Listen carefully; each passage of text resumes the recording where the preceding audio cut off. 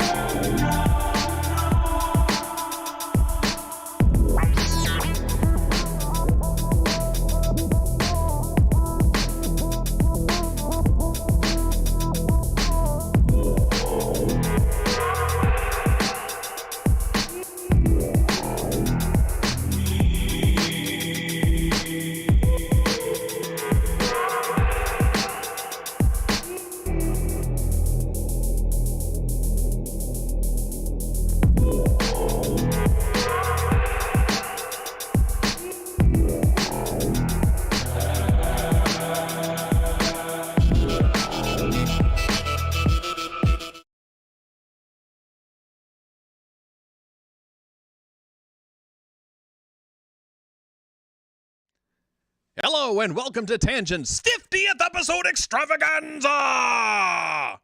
Okay, it's just going to be the four of us sitting here talking like we always do. It's going to be another exciting episode of us complaining and bitching about music technology, synthesizers, and production stuff. Move over, Nick Bat. We're far sexier.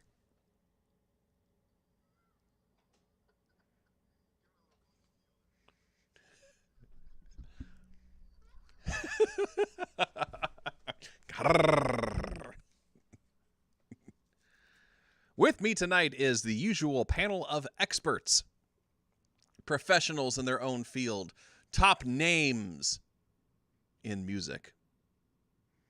How do I know? Because I just said so. I'm Andrew. I'm from Cleveland. I am part of X Studios. Ding. We love you. With me tonight is the beautiful and sexy Christoph, the delightfully sensuous Jeff, and Justin. Christoph, what's new in your world?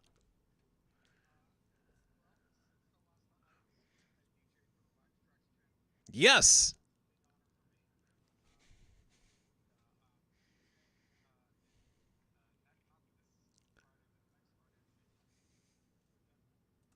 Nice. So, DEF CON New York City, which is New York City's best industrial club. The best industrial club in New York City. Rephrase that, the one that plays industrial.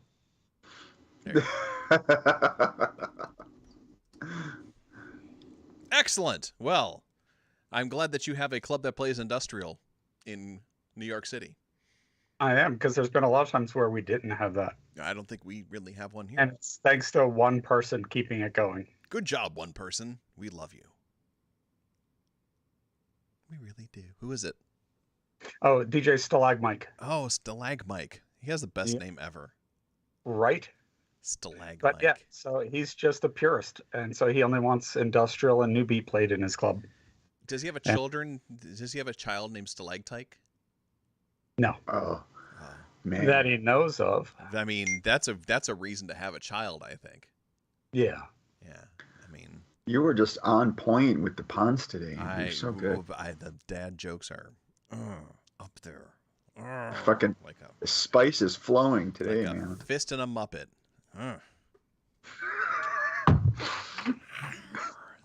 Speaking of Muppets, Jeff, how are you tonight? All right. How are you? You're really quiet. Hey, I can do this. I can get my radio guy voice on. Yes, there we go. No, I'm doing okay. Let's see. I played in the Golden Shrimp Guild 303 Extravaganza. I felt dirty and filthy afterwards. I didn't even hardly I used one 303 sample, and I turned it into a polyphonic 303 sample, and then I repitched it a bunch of times. So it sounded absolutely nothing like a 303, and I still felt filthy. Did you have fun, though?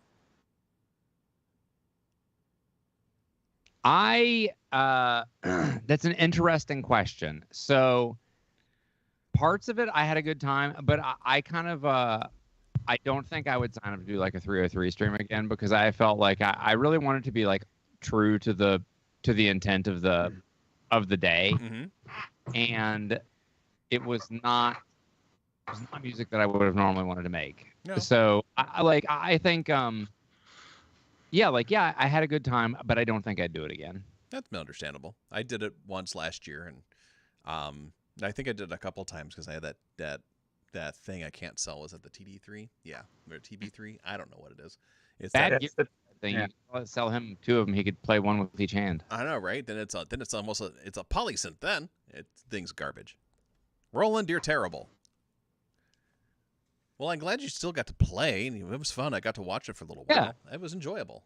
Oh, thank you. That's good. I enjoy hanging out with people. I enjoy the crowd interaction, the chat interaction, and it was cool. And I was right on after the Graceful Bard, who made Front Page. Yeah, that was awesome. I saw that. Like 400 people in her chat watching her stream, which was cool. Yeah, that's crazy. So, no, but there were fun things about it for sure. I just I don't know. It felt weird, and I didn't know what I was doing. I didn't like that. I mean, that's how I always play. But no, it was good. Play like no one's watching, or you don't know what you're doing. Is that what that's saying? And then I weaseled in some easel. Yeah. Fun. So I love your easel weasels. The Easel Weasel. there is an easel weasel, in case anybody doesn't know this. I'll reach over and grab the sticker in a minute, but they're the mascot, the easel mascot. Oh yeah, it is a weasel, isn't it? The easel weasel. Yeah. Nice. Wow. But I've been really enjoying the easel. It's crazy fun to play with. That's cool. So I was glad to get it in. That's awesome. Now, what do you think would be other synth manufacturer mascots? Teenage Engineering Would be a workbench that cost $8,000. I was actually going to say it would be like a trash can from a Goodwill. With an $8,000 price tag on it. Yeah, just like a trash can from a Goodwill is the mascot for them. Yeah. Moog has the little note, the 16th note. Right. But not really, that's not a really good mascot. Like if you went to a festival like, Moog Fest, we'll say, and they had a mascot, a dude dressed up in a fursuit. No. What would that? I mean, what would the fursuit be for each of the manufacturers? Because like Korg, you can do the Korg Porg from Star Wars, right? And Chewbacca can roast them and eat them.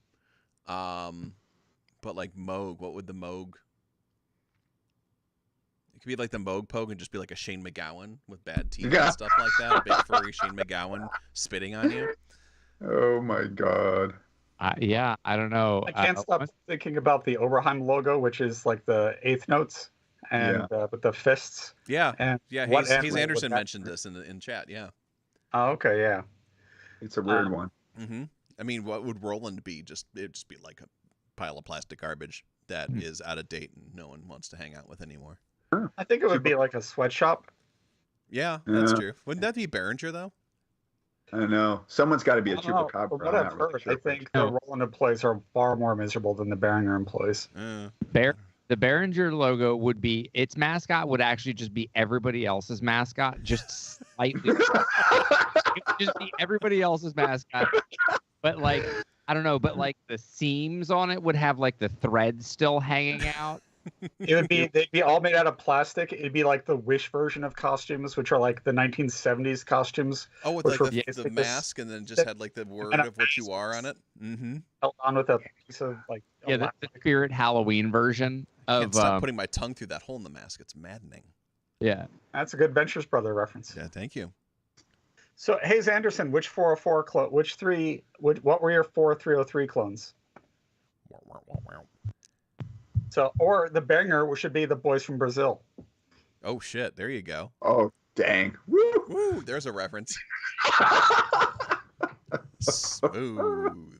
And we're canceled. Good night. Yeah. That's all right. With any luck, nobody's seen that movie, so we're all good. I've seen it.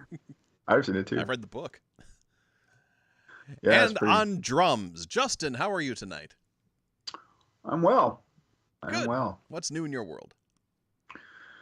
I've not been able to do a lot of music stuff. I've been really busy with work and other things, and working on some stuff and some good stuff. I just can't seem to get time motivated and yada yada. But hopefully, I'll turn a corner on that real soon and start doing more stuff. Sometimes you need a break.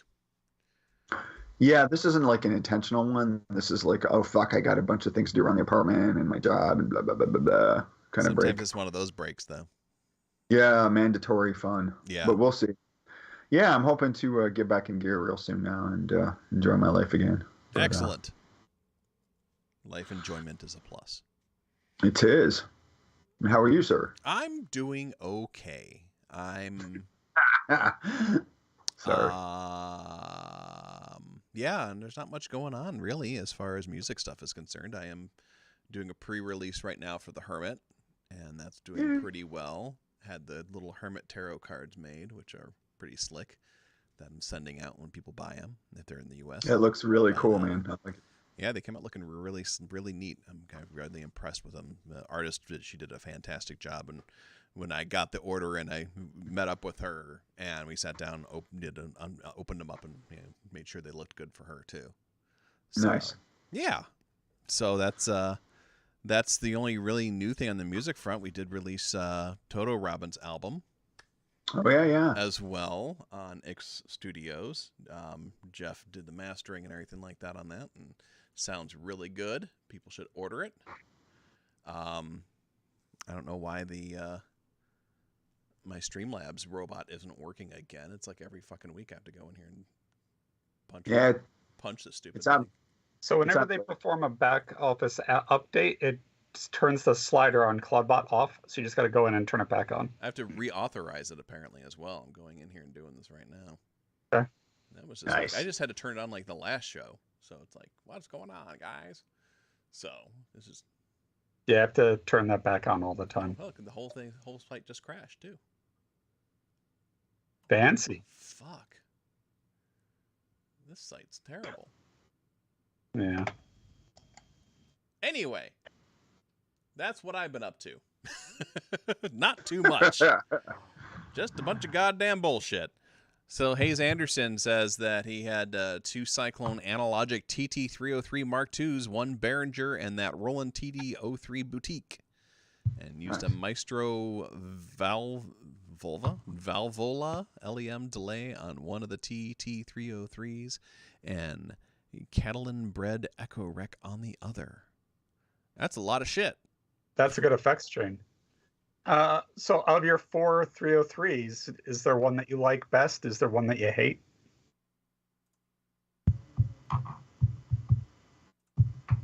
It'll take 20 seconds for him to reply. Yeah, I know. I'm sorry. I was turning back on the my stupid robot shit in here.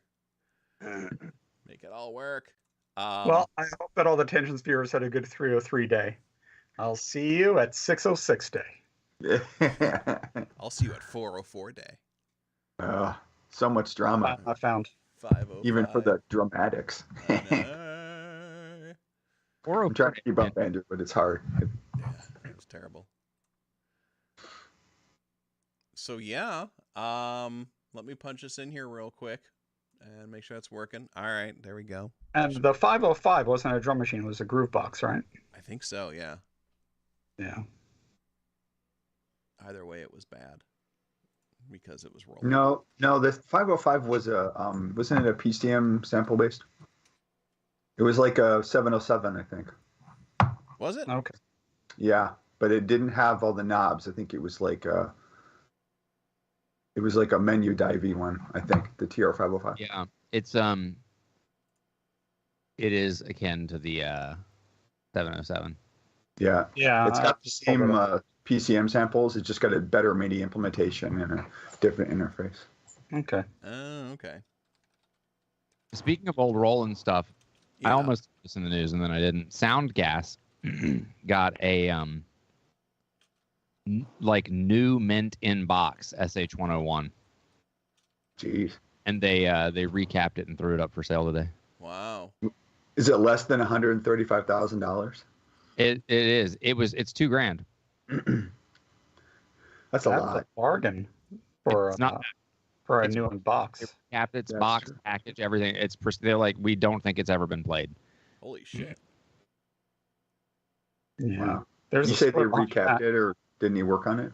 Hello, Wambra. They recapped everything since it's Yeah. new, but that was it. That's crazy. Mm. So, we're trying something new tonight. Okay, Streamlabs is working now. And now it's going to vomit everything. All right, cool. I am Streamlabs, and I will puke out news and stories that are impactful to your life. So we are splitting up the show now into 2 different sections, one of them being the news in brief and one of them being top stories. And these are curated for your pleasure.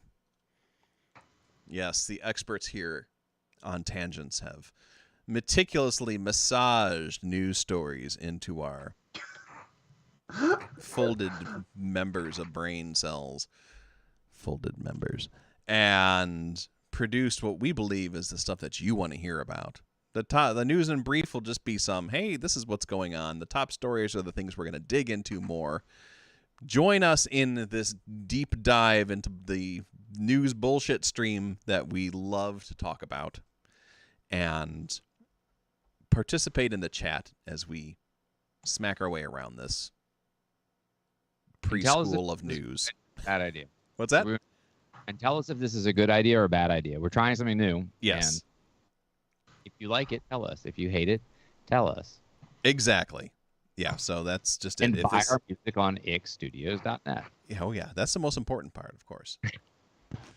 Give us money. All right, so we're going to start with our first top story tonight, and that is from Roland.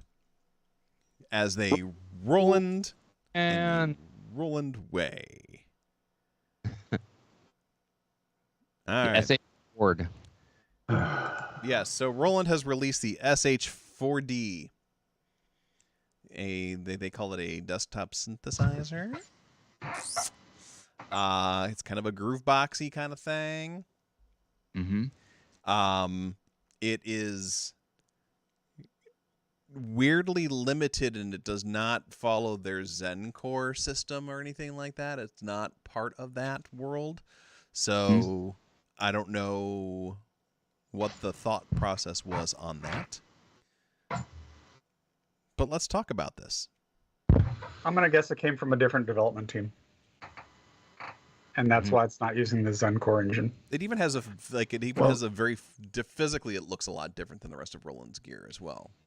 Especially the stuff that's So been you coming think through that Zencore. this was something that they acquired. If you ask Roland, though, they're sort of towing this party line of, and I don't know which is true, but they're like, well, there's just so many options with Zencore, and we didn't want to make it so complicated because of our UI. I read either you're right, Christoph, it's an acquisition, or we just didn't want to have to. The same thing that the reason they abandoned ACB, which is, that's expensive. That's computationally expensive. Let's make it less computationally expensive. I don't know. I mean, either way, like, it is weird that they wouldn't at least make it backward compatible with it. Mhm. It's a really stupid move, in my opinion. Yeah. Well, I think it's very hard to make something backward compatible with Zencore. I mean, Zencore is an engine. Mhm. So you design for that engine or you don't. And it's a really flexible engine that can do almost everything. But Yeah. this isn't that. But this does reek of like their old synthesis, like the way that they've been doing synthesis for a long time. So the synth, you have 4 oscillators, but each oscillator counts as a voice, which will sound familiar for any users of the JV80, 1080, 2080, 5080, or the XV line, where every part was a voice. So, Right. but instead of using Rompler for your voice, although you can use Rompler sounds, it also has virtual analog oscillators, and then you got lots of filters, lots of modulation options. It's a very good sounding synth, but I guess, and you could do all of that through the Zencore engine, and for whatever reason they are not. But yeah, it's a little suspect that they're not, because that's already built. They've already got the hardware. You've got a whole design flow to it. That's what makes me think that this came from a separate team. Mm-hmm. I think Roland is actually trying to listen to people. Really? I don't know, maybe from a different team. Yeah. I think everybody's complains about Zencore and says it sounds like it's plastic. I'm one of those people. I think it sounds like it came out of a plastic trash can. ACB sounds pretty good, but everything they put ACB in had stupid connections on it Mm-hmm. and was all kinds of a pain for other reasons. People said it was too small. And then people were like, I'm tired of your stupid subscription model. Stop making me subscribe to things. And everything that's been sort of like so hot right now is this stuff where you can like make a whole song on a thing. Right. And a lot of the Electron boxes have been really doing really well and have seen like kind of a resurgence I've seen on some of the stuff, especially after the Syntax got released. You've seen they had a lot of success with the SP404 Mark II. And this feels. I mean, it's got like the fade stuff in and out thing from the TR8 and 8S, and that's kind of like a thing on the 404, like bringing stuff in. It's not with faders, but it's like bringing it in and out. I don't know. To me, this sort of. I don't know that anybody was exactly like asking, like, give us this thing, but it did feel to me like it was the response to them. People are saying like, hey, we like these sort of retro sounds, but like do something different. Stop just repackaging everything in the same old way. Like, stop giving us a thing that looks like a Juno 106 or sounds like a Juno 106 and does nothing new. I don't know. I think they tried to do something that people wanted. I think it's pretty cool. I think it's pretty cool as well. I think that I think you're right about like they're trying to compete with the modern day groove boxes of like the Dig Attack or like the any of the other machines that are out there, the Deluge, those kinds of guys. But it's just kind of weird that they didn't. I mean, and that's why the idea of the separate development team, or they bought this thing from somebody else or something like that, with the lack of the Zencore, considering that they were so gung ho that Zencore was the future of Roland and everything like that. And I think that if they were, because everyone, the first thing that you hear about people complain about Roland is that they're not doing anything analog; it's all digital. So they're definitely not listening to anybody as far as that's concerned. They did the one analog synth that they didn't even, that Studio Electronics put out with them. But that was which was a collaboration. Right, exactly. So they're not doing anything, and I know that that's because of a design. That's a company philosophy, and that's why they're not going to put out anything analog. Right, exactly. Well, their other like hidden company philosophy is let's develop some technology and then abandon the shit out of it. Yeah, that's one. But it's weird because it's like their former founder would never have let them put out those boutiques, for example. No, he would not have. Because he was very strict on always look towards the future and innovation and never go back. Yep. Yeah. And it wasn't until he passed that they were able to put out those boutiques. Yeah. Because Roland left a ton of money on the table, and somebody finally picked up some of that money. Oh yeah. Yeah. And what they didn't pick up, they left for Behringer to pick up. Yeah. The other weird thing with the SH4D is that all the drum sounds are sample based. There's no drum synthesis on this thing, which is kind of bizarre considering how much synthesis there is in this thing. Well, yeah. Oh, I know. I have a theory for why. So if they put that into your drum channel, then you have to have like a different synthesis per note. Mm-hmm. Yeah. And so for a Rompler, you can get your polyphony out. And, it's not going to do the note stealing. So if you want to do analog polyphony, then analog drums, then you're going to use one of your synthesizer voices for a snare to get that sound. But if otherwise, putting out like a drum kit, that's going to be 16 notes of polyphony. Yeah. Yeah, I guess so. Yeah, because the 8Ss are using ACB, the Terra and 8S. And I know they have built-in drum machines in the Jupiter X and the Juno X. Mm-hmm. Yeah. But I actually don't know if those are. I guess it's all Zencore, Christoph, right? So it's all digital. So whatever, probably right. But it doesn't matter if it's virtual or not. But you can do good drum synthesis with almost any subtractive synth. Sure. Oh yeah. So, but here I think it comes down to the engineering aspect of the managing your polyphony. Mm-hmm. And how many envelopes and filters do you have? And I can't remember, like, you can't load samples into this thing, right? No, you cannot. You can only use the ones it has. Yeah. Right. So, but yeah, if you wanted to make, if you don't like the sounds in it, you could sacrifice a voice to make your analog snare or your analog kick or your high cues. Mm-hmm. Yeah. Yeah. But I mean, I didn't check to see if it has a self-resonating filter. Well, that's another weird thing about it is that it's got emulated. So first of all, it's all digital, right? Mm-hmm. So it's got a digital ladder filter, and like you don't have the choice of other filters as far as I can tell. Yeah, it's just the one filter. That seems like a really weird limitation if you're going to have digital filters. Like even a Blofeld had more fucking filters. It's not that I hate this thing. I think it sounds actually pretty damn cool. I just question some of the. I don't know. They just make weird decisions to me. Yeah. They don't leverage the platforms that they have as much as they should, at least out of the box. The cool thing here is they can always add stuff, and I know they did with those other products. So I wish them it's just luck that because it's Roland, will they? Right. Yeah. I mean, this thing they might sell abandonware. They might sell 5 million of these things and then decide that they're never going to touch them again after that. Yeah, I mean it's only $650, which like in the grand scheme of synthesizers That's it affordable. is not that much. Yeah. And then when you're talking about that, it's got 5 parts, 60 voice polyphony. It's got this mod matrix, all these different oscillator models. This thing for $650 is like pretty. Yeah. Well, I will point out that the 64 note polyphony is only if all of your sounds only have one oscillator. Yeah. So because the polyphony is per oscillator. So if you have 4 oscillators in a sound, then you've got 16. Although a lot of the time you'll only have 2. Right. Well, I mean 60 note polyphony under most cases is pretty. Yeah. No, and it's still fine. You know, and that's something I like about my old Roland gears, that it had that polyphony for layering. Mm-hmm. And a lot of later gear doesn't have that, especially samplers. Yeah. You know, like What do the you real folks king think of the about samplers were 20 years ago, and now everything is less than what you used to be able to get. Yep. Yeah, I think it's weird though. I think back in the day, Christoph, I think they were trying to compensate for sounding thin, right, by Yeah. layering stuff.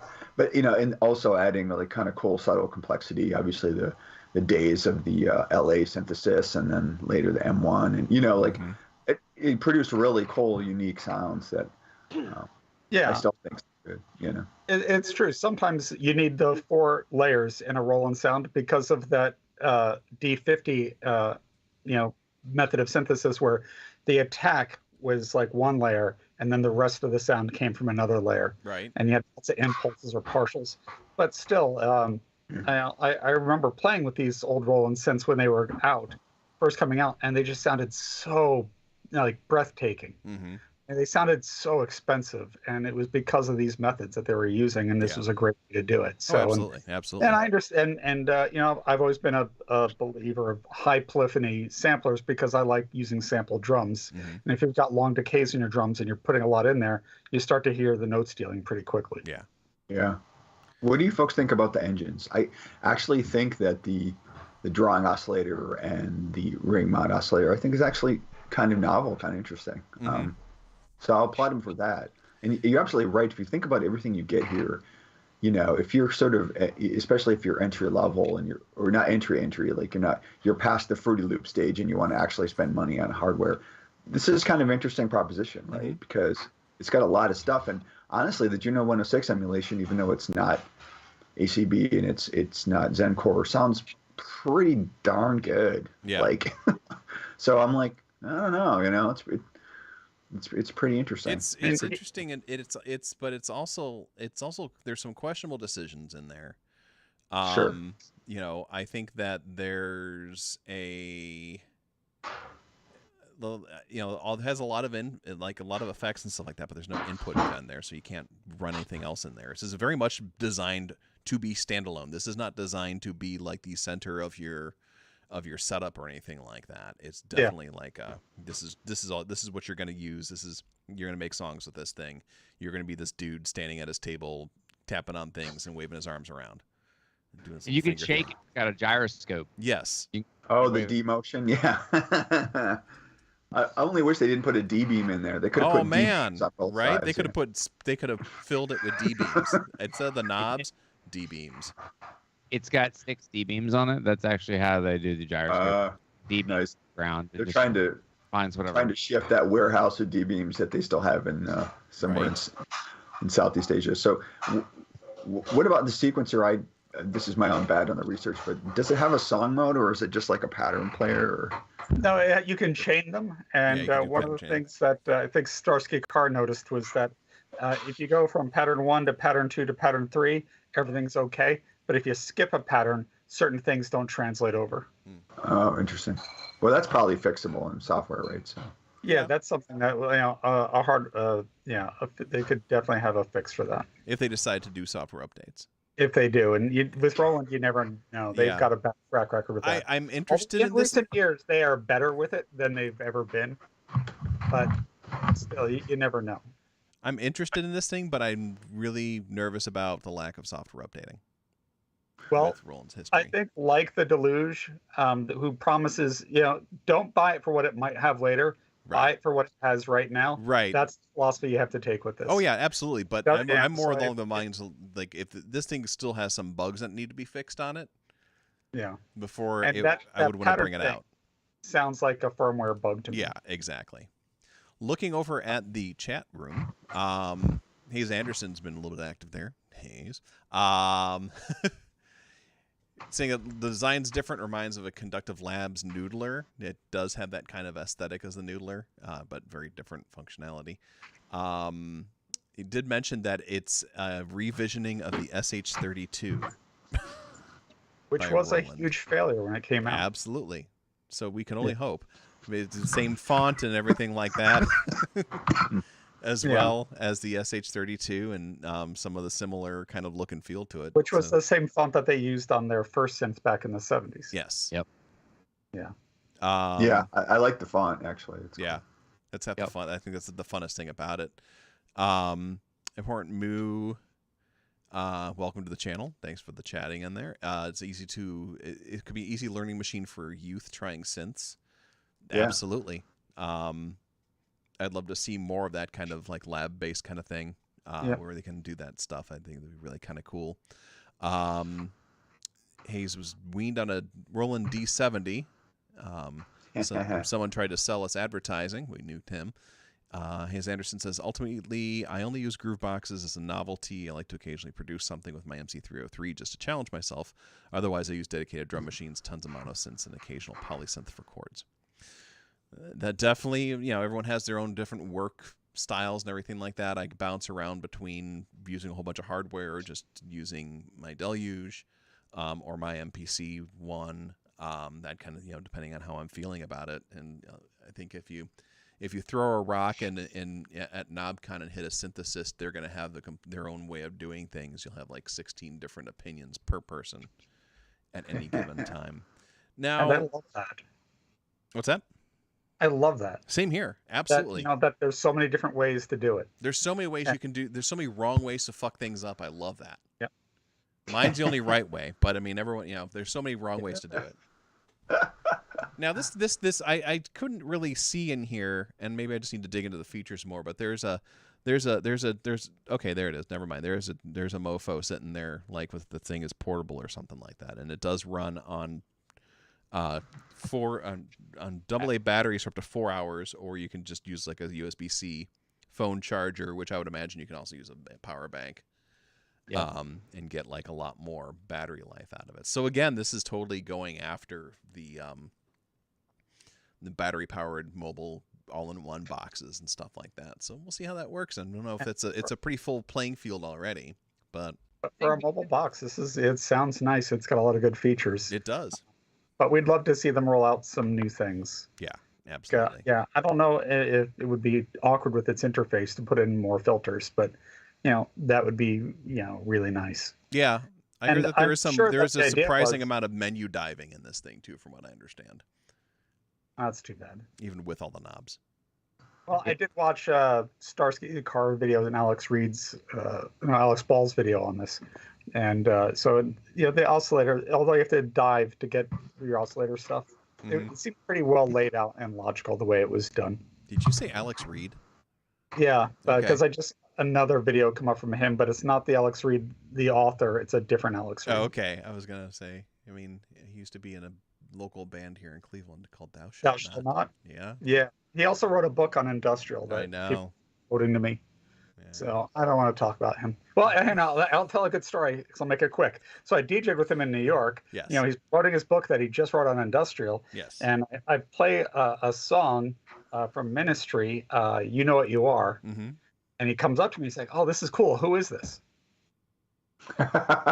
And I'm so glad that Stalagmite was right next to me. And I said, "Yeah, it's Ministry. It's from the Land of Rape and Honey. You know, it was #1 on the CMJ charts for like 12 weeks in a row. It's one of the biggest albums in industrial." Oh yeah, well, I did, you know, it's like, but it's not like he just wrote a book on industrial or anything. Yeah. He's a weird guy. Yeah. That's all I'll say That's about tough. Alex Reed. The author. Yeah. So yeah. There we go. Anything else on the SH4D? Because Well, I mean, also, I just want to. I yeah. have two more things I want to say about the filter. I'm sure the choice of the Moog, the ladder filter, is just because it's a very popular filter. Mhm. And why only a low pass? Well, that's all the you know, Jupiter 8 had. Yeah. And lots of other synths only have the low pass. The Prophet 5 only has a low pass, right? So I think it's just like that's the most common filter, and that's what people really want. I mean, the four of us, we would like to see a high pass and a band pass, but a lot of people don't use it. Yeah. A lot of people just want the simple Well, resonant. yeah, I ladder just think filter. it's weird that they picked a Moog style ladder filter rather than like typical Roland low pass filter. Yeah, it's just a super popular one. But Yeah. we're going to be talking more about filter options, Moog filter options later, right? Yep. Indeed, we will. The SH Ford. SH Ford, is that what you're calling it? That's I'm going with it. I like Uh, it. The SH Ford. SH Ford. This is like Or a it- personalized license plate.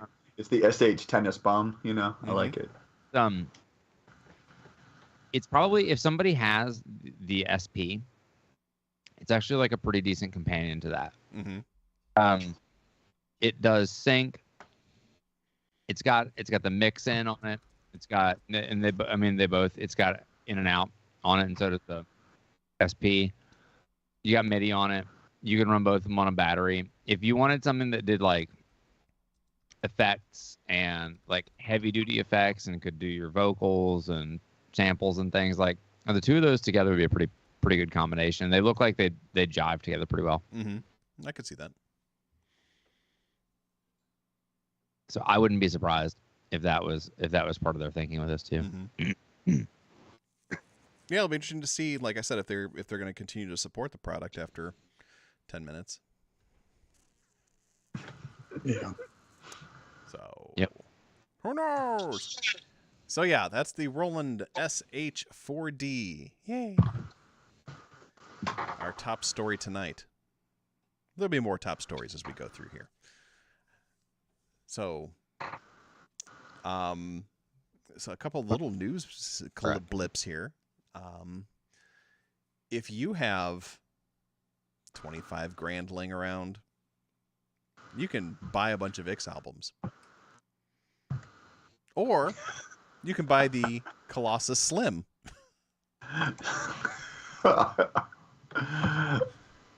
It's so preposterous that this is the slim version. The Colossus was I- like what, I 200? know. It was like 100 grand more than this or something like that. And it's physically larger, I know, but Yeah. this thing, you just look at it without a reference, and you're like, holy shit, that thing's huge. And they have a double version too. They have like a double tall Yes. as well. Jeez. What the most amazing thing about the Colossus are is that people have them. Yeah. Somebody has so much money that they have a Colossus synth. I've seen a video of somebody using one where it was like they owned it. What did you inherit? Mhm. You know, Yeah. that's just amazing. Which one does Jack Dangers have? Is that the Synthy I think you have? Yeah, I Yeah, think he that's a Synthy. Yeah. Still fucking huge. Yeah. The double Colossus is the funniest looking thing that I've ever seen. And one of my favorite songs is by Bob Dylan, and it's called Leopard Skin Pillbox Hat. And there's a line in Leopard Skin Pillbox Hat about the aforementioned hat, and it says it balances on your head just like a mattress balances on a bottle of wine. That is exactly how I feel like the double tall Colossus looks. Wow. It's just like a mattress on a bottle of wine. I have this dream of someday being able to retire. I don't know if that's ever going to happen. But if it does, I want to sell everything I own and buy a synth like this and just noodle on it until I die. Which will be like when you try to lift it up and pick up somewhere. This thing is 50% slimmer than the original. And that's just because they took the table part off of it. This is basically just the rack version of this. They got rid of the. It's kind of like they got rid of the fun parts about it, right? The pin matrices and the little joysticks and the touch keyboard, and they got all the. They said, fuck, you don't need an interface. You just need to look like you're a fucking telephone operator and pay us $25,000 for the pleasure of it. I mean, for whatever it's worth, $25,000 is stupid. Yes. But How much is the Moog Model 10 with the sequencer complement? Oh, I'm It's sure expensive. it's just as stupid. Yeah, it's more than that. I think it's 35, 36. It's a lot. I'm trying There's to three. Is it the Model 15? There's like now you're gonna make me look. I can't. Wombo says it's 26K. Oh, okay. For the Model 10. Yeah, there's a Model 15 though. There's like three of them that they sell. Mm-hmm. The Model 10's the sound generator and fixed filter bank. God, I hate Moog's website with the purple Oh passions. God, it's like a fucking college student's like idea of a website All right, in 2002. So, God, all right, I'm just going to Sweetwater. Forget it.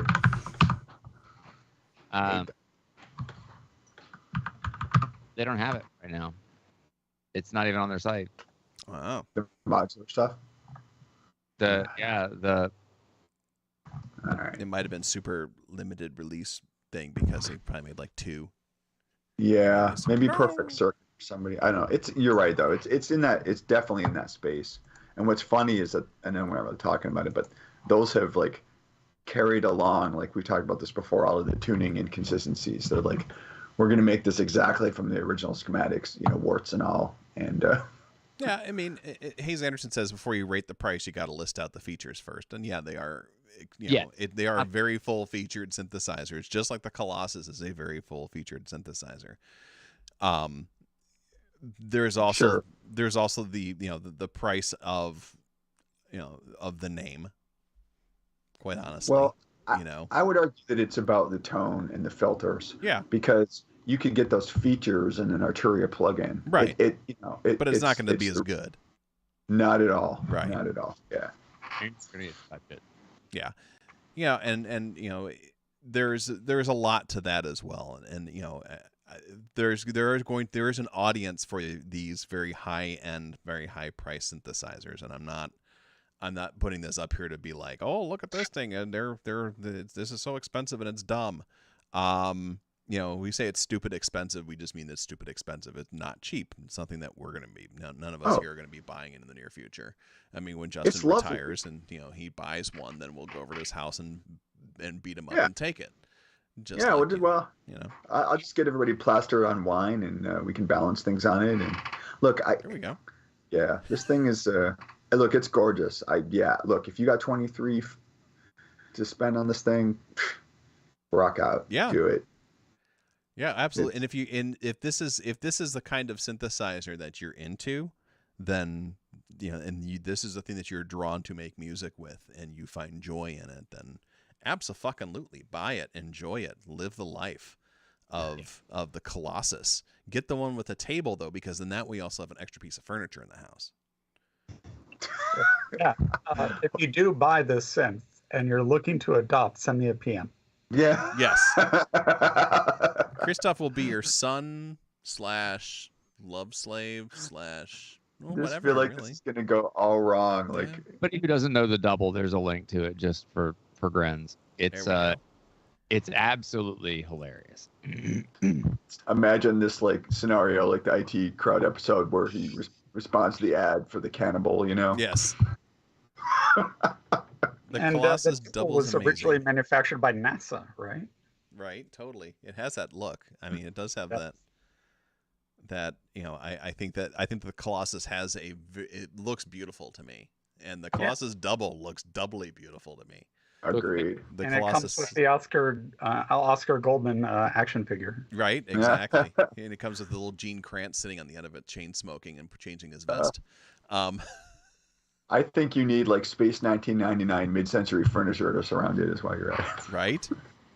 Hayes Anderson has 2 joysticks. Invite a friend for a game of Modulate the Filter.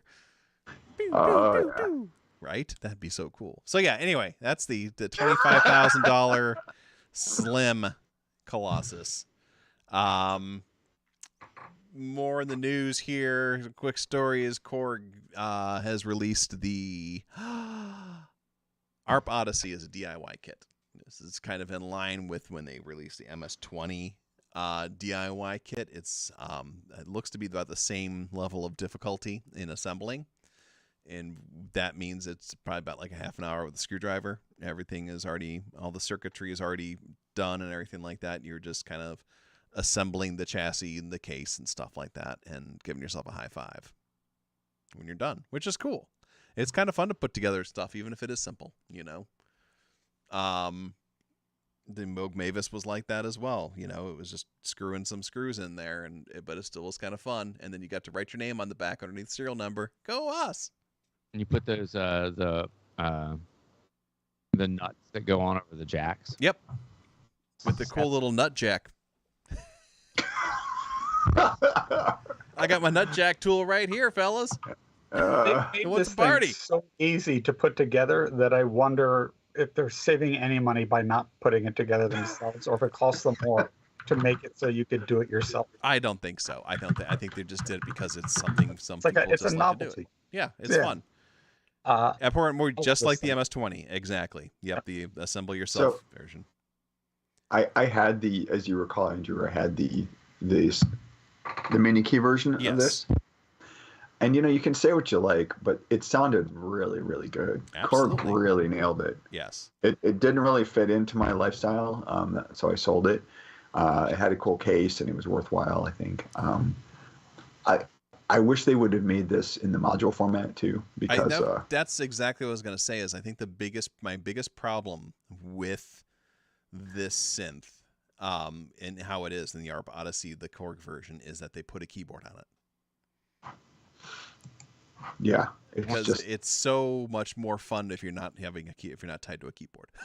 yeah. I mean, unless you're like Chick Corea, may you rest in peace, and you're actually going to play this live, Yeah. I guess. well, I can tell you that Behringer's research shows that they move a synth is 65% more likely to sell if it's got a keyboard. Their modules Interesting. only do 30% of the business that their keyboards do. Wow. So, like, you know, you can get rack mounts of some of their synths, but yeah, the ones with keyboards do a lot better business. Mhm. Yeah, I don't know. I mean, And I know Jeff's like that. Jeff doesn't want any modules. He only wants it if it's got a keyboard. right. Yep. Nice. My 2600, I have a KeyStep permanent plugged into it. KeyStep doesn't do anything else. It's the 2600 keyboard.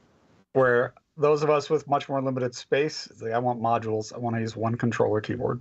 Yeah, I mean, I like using one controller keyboard because I am ridiculously lazy. And Yep. even though I have like a stack of keyboards 6 feet to my left, I will sit at this fucking desk and I will beat on this Atom SQ and use that for my fucking controller and give them all the side eye. That's super. I feel lazy because I want the keyboard. Yeah, I'm lazy because I don't want to get up and play the keyboard. You want to scoot your chair over about 10 feet. 6 feet now. I moved everything over 6 feet. again, you know, and I have like all my desktop modules are literally right in front of me right now, and they get played with a lot more because they're right here in front of me, and I can just noodle. You got to check out Stoneburner's setup. Oh, I've It's seen the it. most amazing thing I've ever seen. Yeah, Like this. That's next for you, where you're like in the reclining chair with just like just do this and just not even like move at all. right. Distract. Except for snacks, which will be fed to me by robots. I think the ARP Odyssey sounds cool. Yeah, it is. It's a great sounding synth. It But- is. I would. I don't remember ever hearing a bad ARP. But I would definitely recommend anybody to pick up the 2600M. Like it's, I mean, Christoph and I were talking about this the other day. If I had not gotten the deal that I got on it, I would have picked up an Antonis 2600. Mhm. I'd like definitely sound a little better than the 2600M, but the M is so good for what you can get it for. Yeah. Yeah, that's a nice piece of kit right there. It looks like fun, but yet it doesn't have a keyboard. That's why you have a dedicated keyboard to it, though. Yeah, you can still get the module version of the Korg ARP Odyssey on Reverb. There's a few out there. They didn't. I don't think they made as many of them. Probably for the aforementioned reason that Christoph brought up. Or selling as much. Yeah, it makes sense. So yeah, the Korg ARP Odyssey DIY kit. How much is that puppy going for right now? Do we have a price on that thing? Expensive. 800, you said? 18. 1800. It's definitely a for that- collector's item. Yeah. For the M or the ARP Odyssey FS kit? For the FS kit. Oh, yeah, 1800 for that thing? It's a lot. Jesus. Yeah, it looked really good. And I saw that. I was like, well, I'll never have one. Hello, Yeah. Behringer. I mean, how for just a couple hundred more you could get the 2600M. Right. Or a car. Yeah. You can. Okay. Yeah. Yeah. Or I could pay my rent for a few months, or reasonable stuff. I got the 2600M with a Korg SQ64 and a case for 16. Wow. Wow. Brand new or? New. Jeez. Okay. Yeah. We'll So talk there later. you go. So get the M. Get the M. That's why I'm saying, like, that's why I didn't buy the Antonis. Yeah. Or go to Jeff's house and beat him up and take it. You can try. Yeah, good luck with that. They'll never find your body. It'll be There's so many cats there. It'll be inside the Odyssey. You know what you don't get a keyboard with, though? What's that? VST. With the VST? Yeah. Yeah. No keyboard with a VST. They come with no keyboard attached. They So generally do not. There is that. Funny you mentioned that because I was alluding to this before, and it's something we have to talk about. And it's a new VST called the Mini Monster 2. The Mini Monster 2, you say? Yep, from GeForce Software. Our good friends at GeForce. I wish they were, because then they'd give me an OB 8. I know. Wouldn't that be nice? That The all Mini eight. Monster. So GeForce made the original Mini Monster years ago, and it was an acclaimed Minimoog clone. And it was definitely the king of the heap for Minimoog clones for quite a while. But I guess it's gotten a little long in the tooth, so they've come out with a new version, and they've added some important features to it. So the first one I'll talk about is the filter. Mm-hmm. And we were talking about how the that new Roland has the ladder filter, and there's a downside to the ladder filter in that when you turn on the resonance, it kills your bass fundamental harmonic. Right. And this one has an option to not have that flaw. Wow. And that's just something that's native to the way a ladder filter works. So, some artists, what they do is they'll record Minimoog lines twice, Mm-hmm. once without resonance, so they keep that fundamental, then once with, so that they get the full sound. Right. So now It's a you don't have to Michael do Jackson it. That. You can just use the other filter. Yeah. So that's fantastic. Something we didn't mention about the ARP Odyssey is that you get 3 different filter types for 3 different revisions of the Odyssey.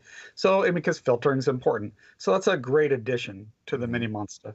Mm-hmm. And then the other thing they add is you get more complex envelopes, because you just have a tack delay release on Minimoogs, and here you now get a 4-stage, and that's really handy. Yeah, no kidding. That's great. Well, I Yep. think what's cool about that is that a lot of these companies that are doing these spin-offs, including, I hate to say it, even Arturia, is they add bells and whistles that nobody ever fucking asked for. Right. Whereas I think that in this case, they're like really paying attention to customers and what makes sense for Minimoog, and that's why GeForce is so awesome. And Yeah, I don't think that- I've ever heard anybody say anything from GeForce didn't sound great. Right. True. Yeah, the they're- Oddity is one of my. and they're the clearly Oddity is super so good. passionate about what they're doing. Mm-hmm. Yeah. Actually, the Imposker might be my favorite synth by them, but yeah, they make some good shit. Well, that's a deep cut synth too. Yeah. Yeah. Yes, the Mini Monster that just came out. It's going for now. It's going for like that's $55 with the exchange rate, 50 pounds or half of a bar of gold pressed platinum. Regular price is 99 pounds or 600,000 yen. So, And yeah. it's not like Cherry Audio where it's going to be on sale again all the time. Right. GeForce tends to put it on sale, and then it's not on sale for most of the rest of the year. Exactly. Maybe a holiday thing, but it's very limited. And sometimes they never return to what that old sale was. So if you're Exactly. just pick it up now. Yeah. So yeah, it's a Yep. good deal for what it is, especially if you want that Mini Moog sound, but don't want to have a Mini Moog price tag. This is probably going Or to be the the closest. reliability problems of a Minimoog. That too. This is probably going to be about as close as you're going to get in software. Yeah. Yep. It's good. It's good. Our next top story. AI. We're only covering this so that way the algorithm can hear us say AI and like, pump us up more, because that's a thing nowadays apparently, is AI. If you call something with AI, then you obviously your shit. So let's talk a little about AI and its use for sample identification.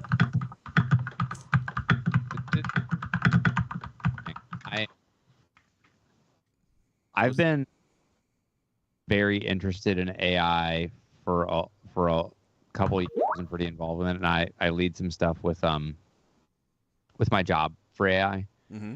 And this is a pretty where they're novel. I don't mean novel in necessarily a good way. Like, if this could be like for ill, Right. I guess, but it is novel. Mm-hmm. Where they're using sort of like really large data set combing to identify samples, and because AI is really good, well, machine learning is really good at sort of like very fuzzy logic and finding near matches for things. Mm-hmm. It's essentially able to match samples that aren't dead on because they've been mangled or mucked up or something in some way, and then produce a list of like plausible hits for the human. And it's real.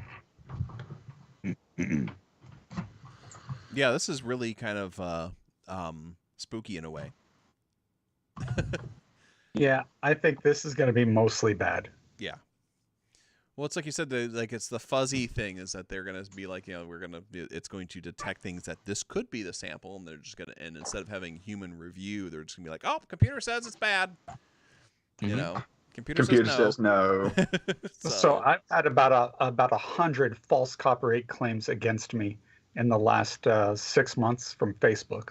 Mm-hmm. I've seen other streamers talk about this, like Starsky Carr, who's one of my favorite streamers. He'll do a review on a synth and he'll do a filter sweep, and if he uses the wrong note, his video will get flagged for stealing a Kraftwerk sample. Right. And or a Chemical Brothers sample, and there is no sample. It's just a filter sweep, but the AI that Google uses couldn't tell the difference between a sweep and like a Kraftwerk song sample. Right. And so say you're using a preset on a machine, and and another band used that preset on a machine. Well, now you're busted. Mm-hmm. Like, it just came out that like one of the tracks from Gorillaz, a big hit, is a preset on a junky machine that Right. everybody makes fun of. So, but if you have that machine, you're not sampling Gorillaz, but the AI is not going to know any better. Exactly. Well, And that's a real problem. I mean, the AI is not going to know better for right now. That's not an end stage thing, though. So like, that doesn't really concern me, to be honest. I have a kind of a controversial hot take view of this. But I hope AI destroys the music industry, and I hope it comes through and fucking wrecks it. Yeah, I think it's just going to kill the little guy, though. Just like Because the people that are making art aren't making a living, and the people that are making a living aren't making art. And the people who are in danger of anything are the ones that are turning out drops at absolute like large scale. You know who stands to like lose on this? It's Beyonce. Beyonce stands to lose with AI. We do not stand. Yeah. People who are playing in clubs for 100 people and who are touring around and playing small shows and doing things for people who are passionately following them. Those people are also working 60 hours a week at a job. Like, those are not the people who are. Well, again, for a lot of people that are making music, it's not live gigging; it's online stuff. Yeah. Once Google demonetizes your stream, by the time you get them to remove the copyright claim, your views are done, and now you're not going to get any monetization from your stream anymore. My point is that's a transient problem. I'm not trying It's been 4 years now. But 4 years in the grand scheme of things is fairly transient. And we're talking about it's still for the people that it's hitting, it's a big deal. Like, it is individually to those people a big deal. But in the grand scheme of what's happening on video on Google, it's not a big deal.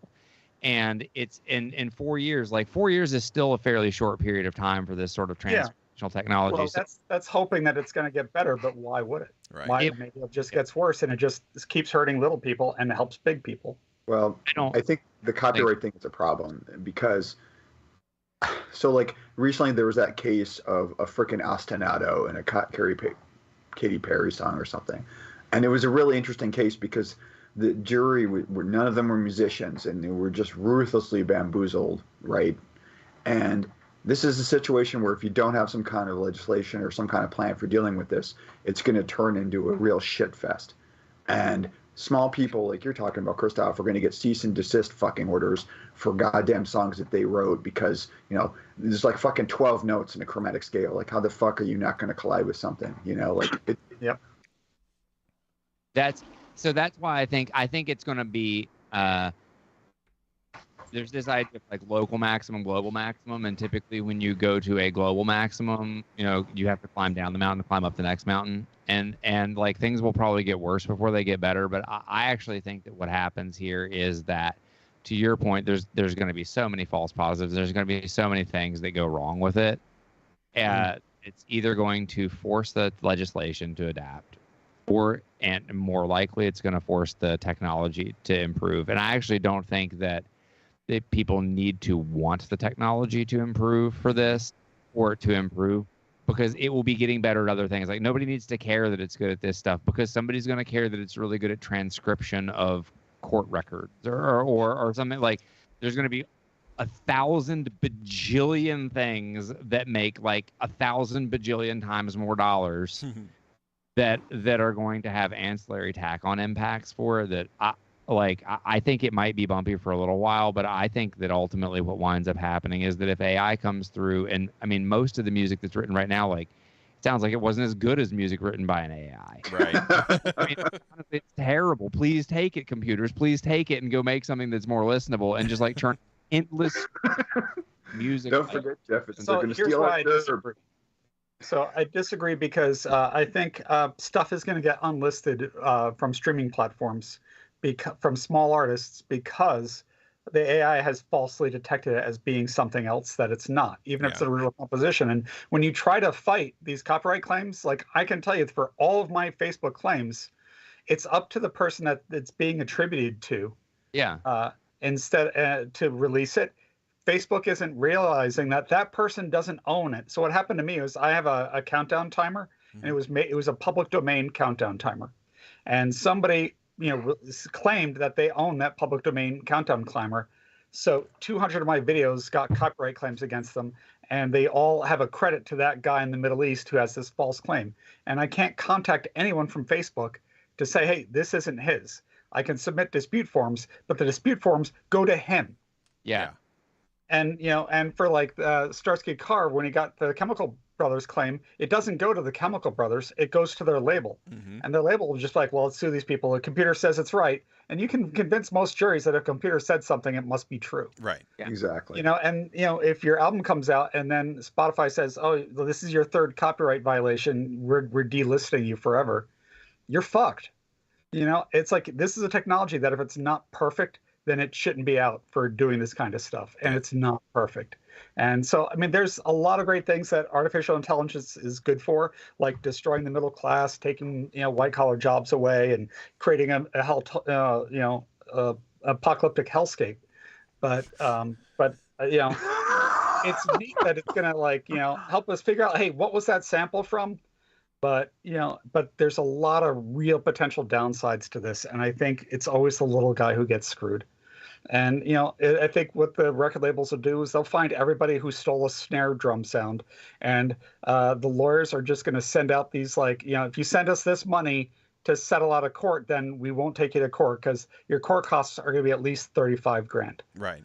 And then if we win, we're going to sue you for another $500,000, and you don't have it. So just send us $11,000. Even if it's a false detection. We saw that abuse happen before with Napster, and I think you'll see the same kind of strong, like, you know, this legal abuse from from like lawyers who know that they can cash in on this and just destroy somebody just for a quick profit, and that person's going to get a third pool. But like, a lot of other people are going to get screwed by it. I don't know. I think I can. I mean, I see that there could be some issues with it, and I don't doubt that there will be. But I think by and large, it's I don't think it's going to be all that apocalyptic. And I think that there's a monster opportunity for people who want to make money from music, because I think, like, I don't know, I have a real strong belief that if you're making music for an audience, if the audience is contemplated in it, you're making a product, which is fine. Like, I'm not trying to disparage that, but it's just a product. So then, like, who cares what you're making? You're just making it for money. Right. And if you're making something for money, cool. Like, go make as much money from it as you can. Like, if that's the point, if the point is make money from it, like, do the best version of the thing. Mm-hmm. And don't, like, make kind of like middling music that's a compromise on what your artistic message is. Like, don't compromise on the message to make medium money. Like, just give up on the message and make a bunch of money, or make art and don't care about the money, or do both of them simultaneously in two different venues. But I think there's a huge opportunity here for a lot of musicians who would like to do something that, like, sounds like music but isn't sort of like artistically super credible. Mm-hmm. Wait, are we talking about using AI for sample detection, or are we talking about AI generated music? I'm talking about, well, I mean, it's That's both. two different topics, and I have very different feelings about AI generated music than I do against AI sample detection. Well, the sample detection thing I think is interesting for tracking stuff down, but I don't. Except for when it's wrong, which it often is. Yeah. And that's my problem with it, because it's used to delist people and to, get their channels canceled. Yeah, but I think it's going to continue to improve, because people, like, when the more it gets rolled out, the more it becomes a problem. The more that places start to suffer from it, it will get sorted out. Well, In the Jeff, same way that, in the well, with same my way- ostinato example, I don't think there's any AI involved, because you have these litigious bastards on the end of this, okay? And they made a ridiculously bunk argument Mm-hmm. and probably paid off some musicologist to testify, and they won. And to Christoph's point, it's the onus and the burden is on the musician or the party who has the less funds. And Right. that's just But again, like that, to your point, like, that's not the AI. People are always duped. well, yeah, but now they have this great tool. It's like this, like, fuck everybody canon now. I think that's the point Yeah. that Christoph is making. I'll give you an example. So I'm a big fan of Skinny Puppy, and Kevin Key, that's what he's done with his life, is music, and his retirement is going to be based on, like, harnessing the sales from his previous catalog. Mm-hmm. Because otherwise he's not going to be bringing in a lot more money. Right. And he's already mentioned that a lot of his catalog he can't re-release because of copyright clearance for samples. Mm-hmm. And now say that you start getting struck down, and it's stuff that you didn't sample, but it sounds like something else because somebody used the same preset on a synth, and the AI says that, well, it's this. Well, yeah, they did the same thing with the same synth, but it's not. I didn't sample them, so it's not a copyright violation. Yeah. And that's and yet this kind of stuff, we could say it's going to get better, but will it get better in what, 50 years? How long? I mean, Kevin Key's got what, 12 years left to live? Yeah. Right. So it's like, is it going to be that better that quick? He's got to make his bills this month, Mm-hmm. So, and I just see that this is going to get abused a lot, and maybe it won't, but history shows me that when lawyers can find a technology to abuse, they do, Yeah. especially patent trolls Mm-hmm. and Yeah. copyright trolling and stuff like that. Yeah. You see it every day. Mm-hmm.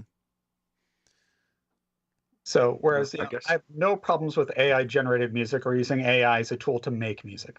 I think that's great. I'm for all tools.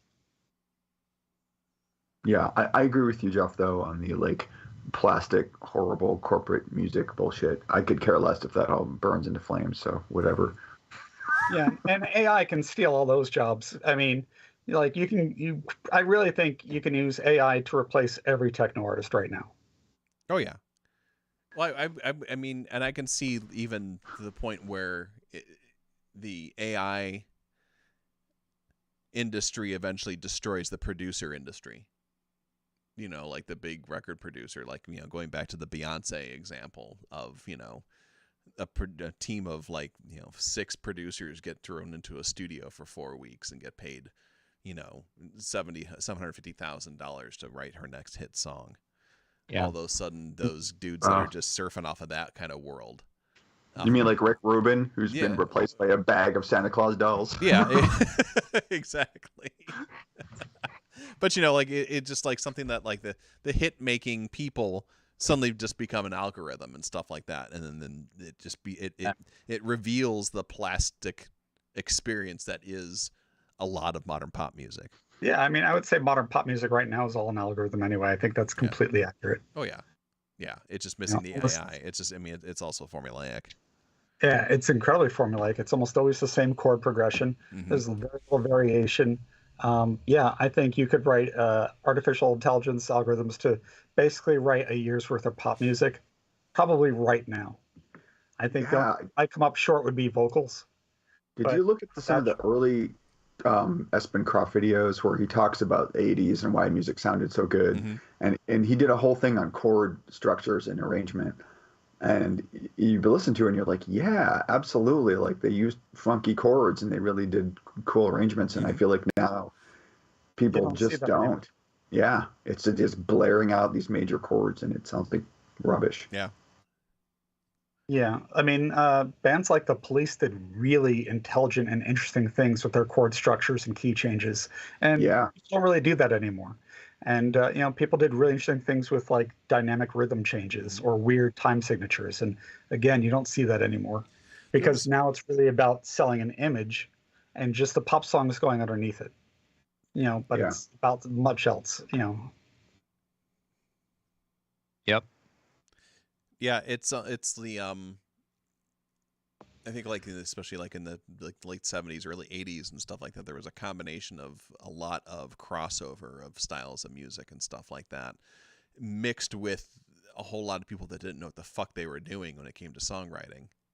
Yeah. And so they just kind of That's went with what they felt worked right for them, and it did. Yeah. Yeah, like bands like the Tom Tom Club and Talking Heads would not have existed without cross-pollination from hip hop, punk, Mhm. ska, new Mhm. wave. Mhm. So and it germinated like all these crazy ideas, but also there was a real willingness to experiment in the 80s. Right. And you had major labels that would, even if an artist they believed in, if they had 4 albums that weren't hits, they were willing to put out that 5th album. Oh yeah. Like how many albums did the Eurythmics put out before they broke? Right. Now, that wasn't uncommon. Or Human And now League. you don't see that. If you're not a hit out of the gate, you're done. Mm-hmm.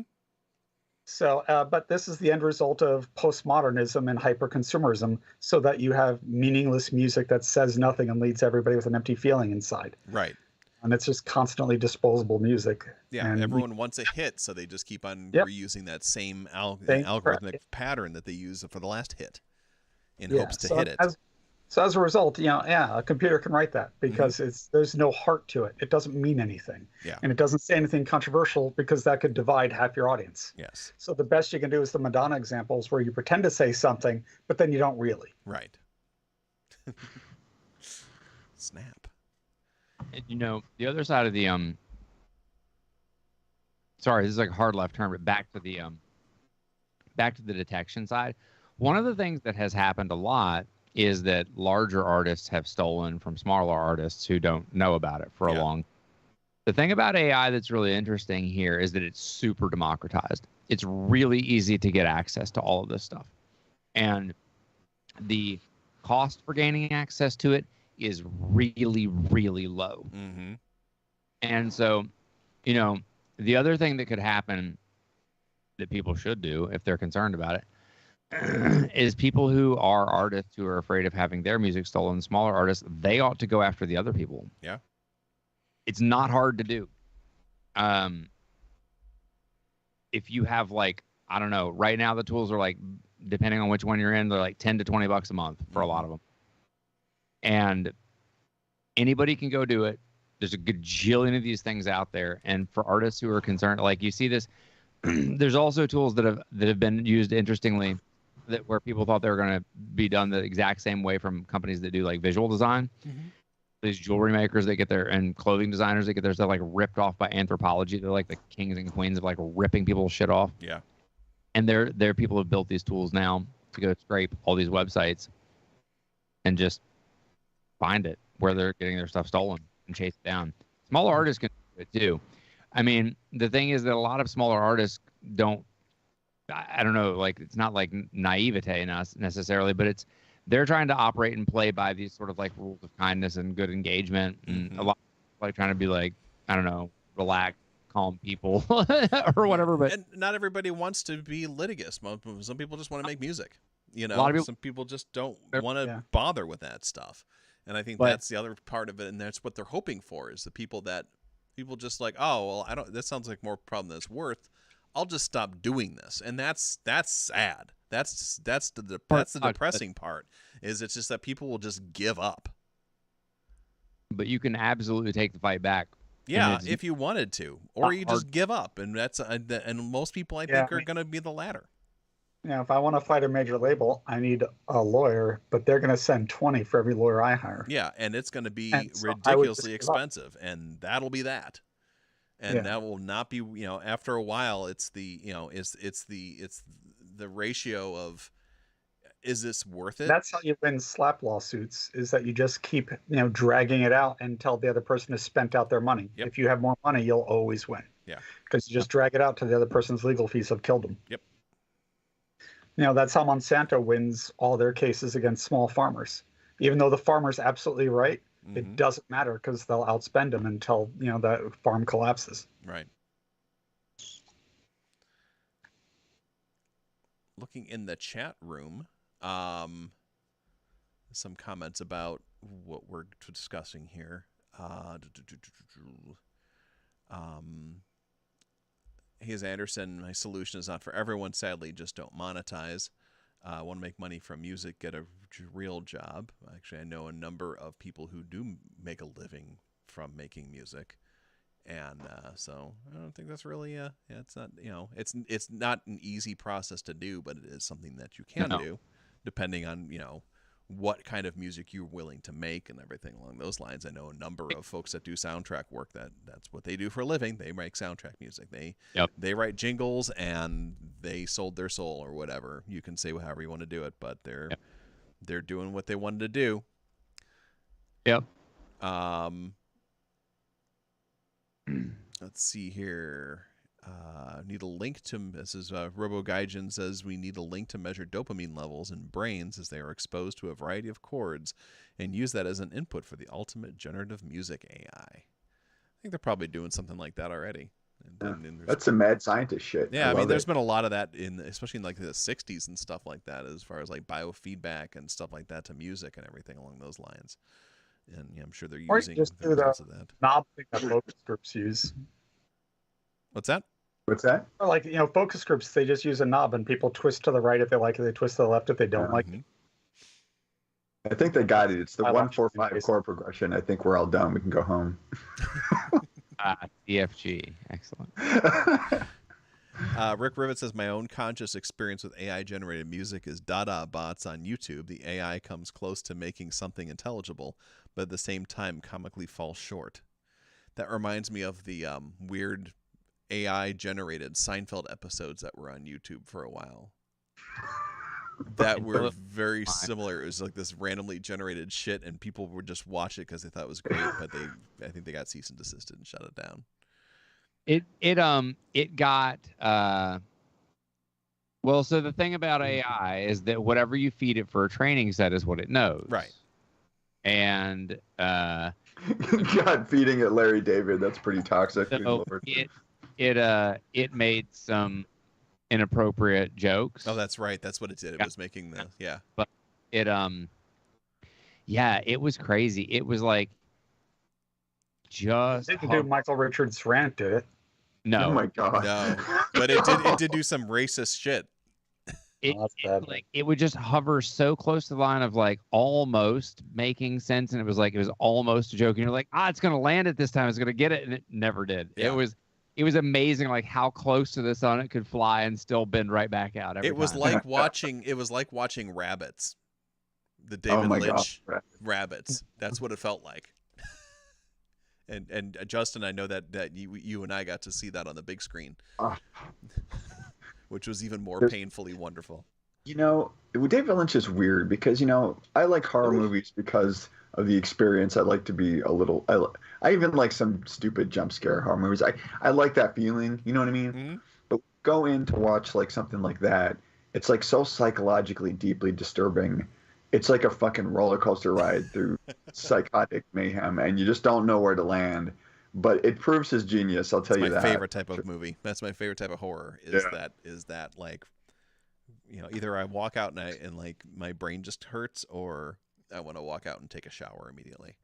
Those are my. Yeah, that movie is like a fucking lobotomy. Yes. I mean, it's good times. Oh yeah. Anyway. So yeah, We'll see what the future brings with AI. indeed. Yes. Hayes Anderson, We'll I have just it have no foisted interest in on us no AI. matter what. Seems like the most laziest thing we could come up with. Yeah. So what's the over under for AI apocalypse? Let's play some bets. I would Um, say I don't think we need an AI to make an apocalypse. We're doing a pretty good job without it right now. Yeah. I think we'll probably I hit meant, it before the AI does. The AI sped up apocalypse. So. Oh, again, I don't think we're doing fine. We're speeding up on our own. We're coming up to the singularity of just fucking hitting the fuck it button. Yeah. I would say that, I mean, most of the artificial intelligence stuff that's going on is really sort of like mass data set machine learning, not really AI. Yeah. Most of the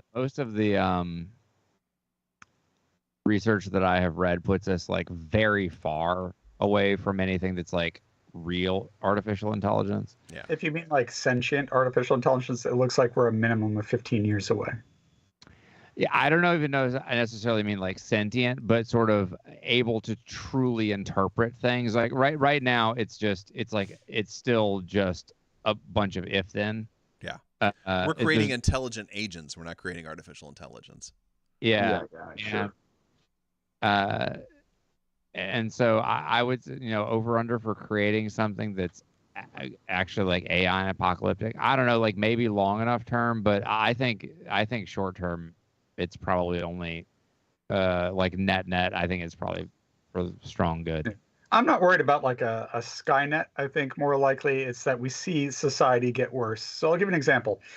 Nobody reads resumes anymore. Originally, large hire companies, they have algorithms that go through resumes, and then the algorithms decide which ones get viewed and which ones don't. And on analysis of some of these data sets, they figured out that minority candidates don't get the interviews. And it's based on these large data sets where humans weren't giving the minority candidates the interviews. So the AI is doing the same thing. But because it's kind of a black box for the AI and how it's working, until somebody had done like a forensic analysis of this, they didn't realize that that's what was going on. So I see a lot of stuff like that just getting like the bad parts of humanity just getting amplified by the quickness of artificial intelligence. Mm-hmm. And the fact that people just trust it instead of like, wait, what's going on here? Yep. Computer says no. So there you go. Some AI to think about. Thanks everybody for participating in that deep dive ass discussion. Yeah, that was far out. It was good I love times. that shit. It's a bit of a tangent, huh? It was. Perfect. Good find on that one there, Jeff. You won't see this on Lollipop. Right? Take that. Yeah. Sonic State. And now, someone did mention the an Electron thingy thing. Hey, Jack, good to see you. And Electron has updated the Digitact. Woo! Everybody's favorite little sample buddy has been updated to 1.5, giving it syntax style machines in there, different ways of messing with the samples and stuff like that, and giving it a bit of sample manipulation power that it didn't have before, and some sample mangling as well. Just like that. That's the noise it makes when it does it. They also added Loop Cloud integration. Loop Cloud released a desktop application that now plugs in. You can use to grab their samples and stuff like that, and mess with them, and it integrates right into the plus drive on the DigAttack, so you can move samples back and forth in there. It's kind of like a more advanced version of transfer. So that's new, and that's kind of exciting. I love the fact that the DigAttack is still getting the love. This is not a young piece of gear. Roland, take note. This thing's been out about 7-8 years now, and they're still pushing new updates out onto it. One of the great things about Electron is that they seldom abandon things as far as that's concerned. So that's cool. Yeah, I think the DigAttack is quite lovely. I think it's, I mean, was it a Rev before they added a song mode, or was that in this one? The Rev before was the song mode that they added in. Yeah, I mean, so really, this thing's a monster now. I mean, that's pretty cool. Yeah. Yeah, it's still not. Don't toss out your Octatrack if you're into this kind of shit. But it's definitely has become a lot more of a powerful sample editing device and sample mangler and everything like that. Yeah, I mean, as far as I'm concerned, they're in different fucking time zones. Oh yeah. But I mean, for what it is, the DigAttack is awesome. Mm-hmm. So yeah, that's cool. Good job, Electron. Keep pushing out the good stuff. Keep the love. How it's going to compare in complexity. What's that? I said I wonder how it's going to compare in complexity to using the Octatrack. The new version of the DigAttack? Yeah, with the sample. Well, I happen to have both. How does it? Is it? Oh, it's totally different. It's very different. It's very different. Yeah. On the DigAttack, like there's the cut up mode now in there that you can go and you can cut up your samples, but it's kind of like you have a choice of anywhere between 4 and 64 slices on your sample.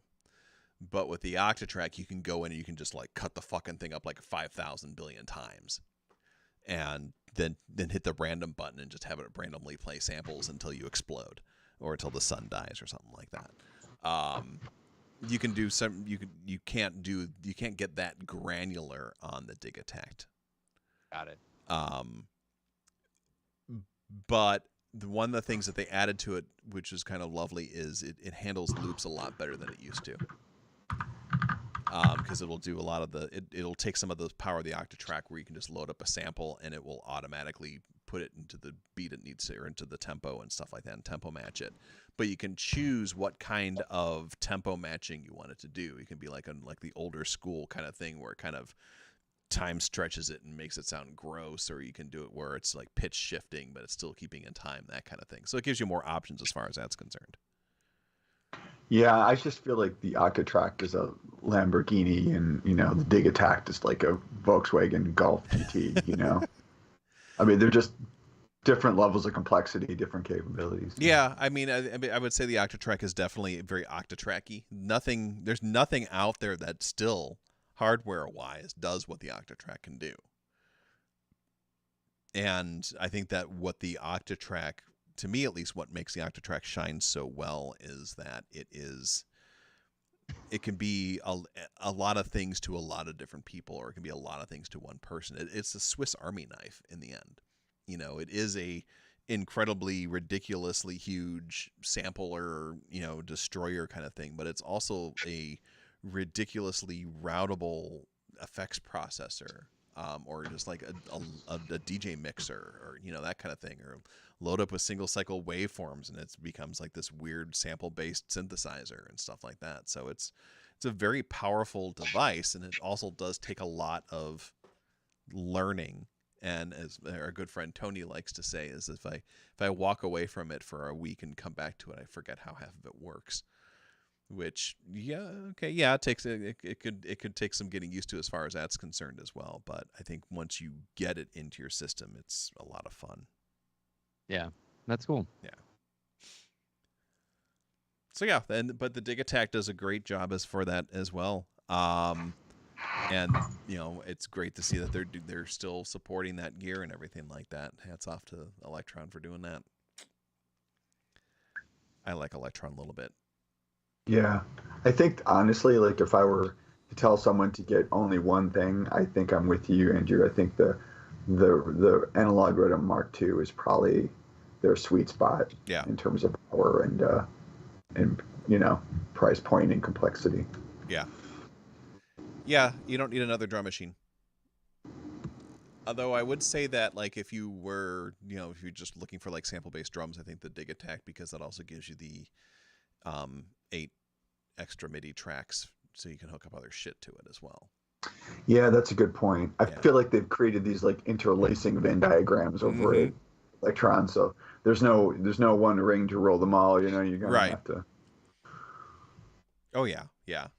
But and so and you can do that. You can do that with the Analog Rhythm now as well, but you're stealing you're stealing from yourself. So you're stealing like a track, like one of your drum tracks. Oh, really? To do MIDI, yeah. Because that's technically polyphony, right? Because it's analog instrument, and then are you talking about? Because there's only so many analog tracks on it, Right, and but then- which you can convert one of the It's the analog sound. tracks to a MIDI track. Yeah. Yep. But then it becomes the MIDI track and doesn't become the audio track anymore.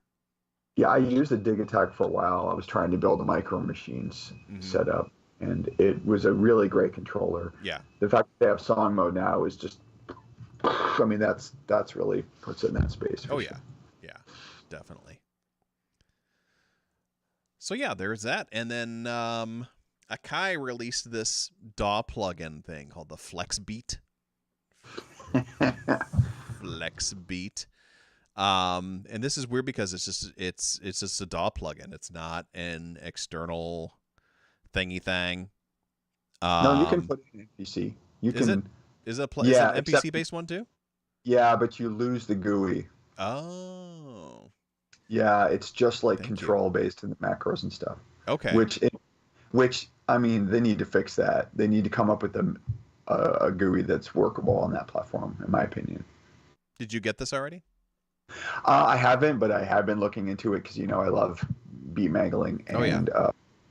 So yeah, I looked into it a little deeper. There's a couple YouTubers that I'm like my go-to YouTubers for Akai stuff, but so I've been looking at it, and it's cool. I mean, it's maybe a little template-y driven for me, but I think it's cool. I Mhm. think it's really just it's sort of like magic sauce. Like Yeah. I wouldn't use it to do like what you were talking about with Octrack, where you can do really like crazy Mm-hmm. sample slicing or something. That's not this, as far as I can tell. But if you want prefab stuff that sounds really, really good, it's also very stylistic, like the stuff I heard. So, that's another thing to bear in mind. Mhm. Yeah, But I and don't- I'd have to see it on the Octatrack on the MPC to see how that's gonna look. It just gives you some knobs and descriptions. It's pretty fugly, actually. Oh, that's kind of depressing. Yeah, because I mean I like the eye candy. I'm an eye candy person. Yeah. and I think it's a little sad. Yeah, I created mean they give you the this goddamn great screen, right? VST plugin. Like, no offense, but who the fuck is using the Kai MPC is a fucking dog. Jesus. I guess people that are really into the Akai universe might be doing that. I know some people that are super MPC users are jumping back and forth because of the VST plugin capabilities. Right. And then stemming out and then pulling it back into the MPC. I mean, that's been going on for a while. But Mm-hmm. Yeah, that's kind of weird. But yeah, the FlexBeat sample mangler.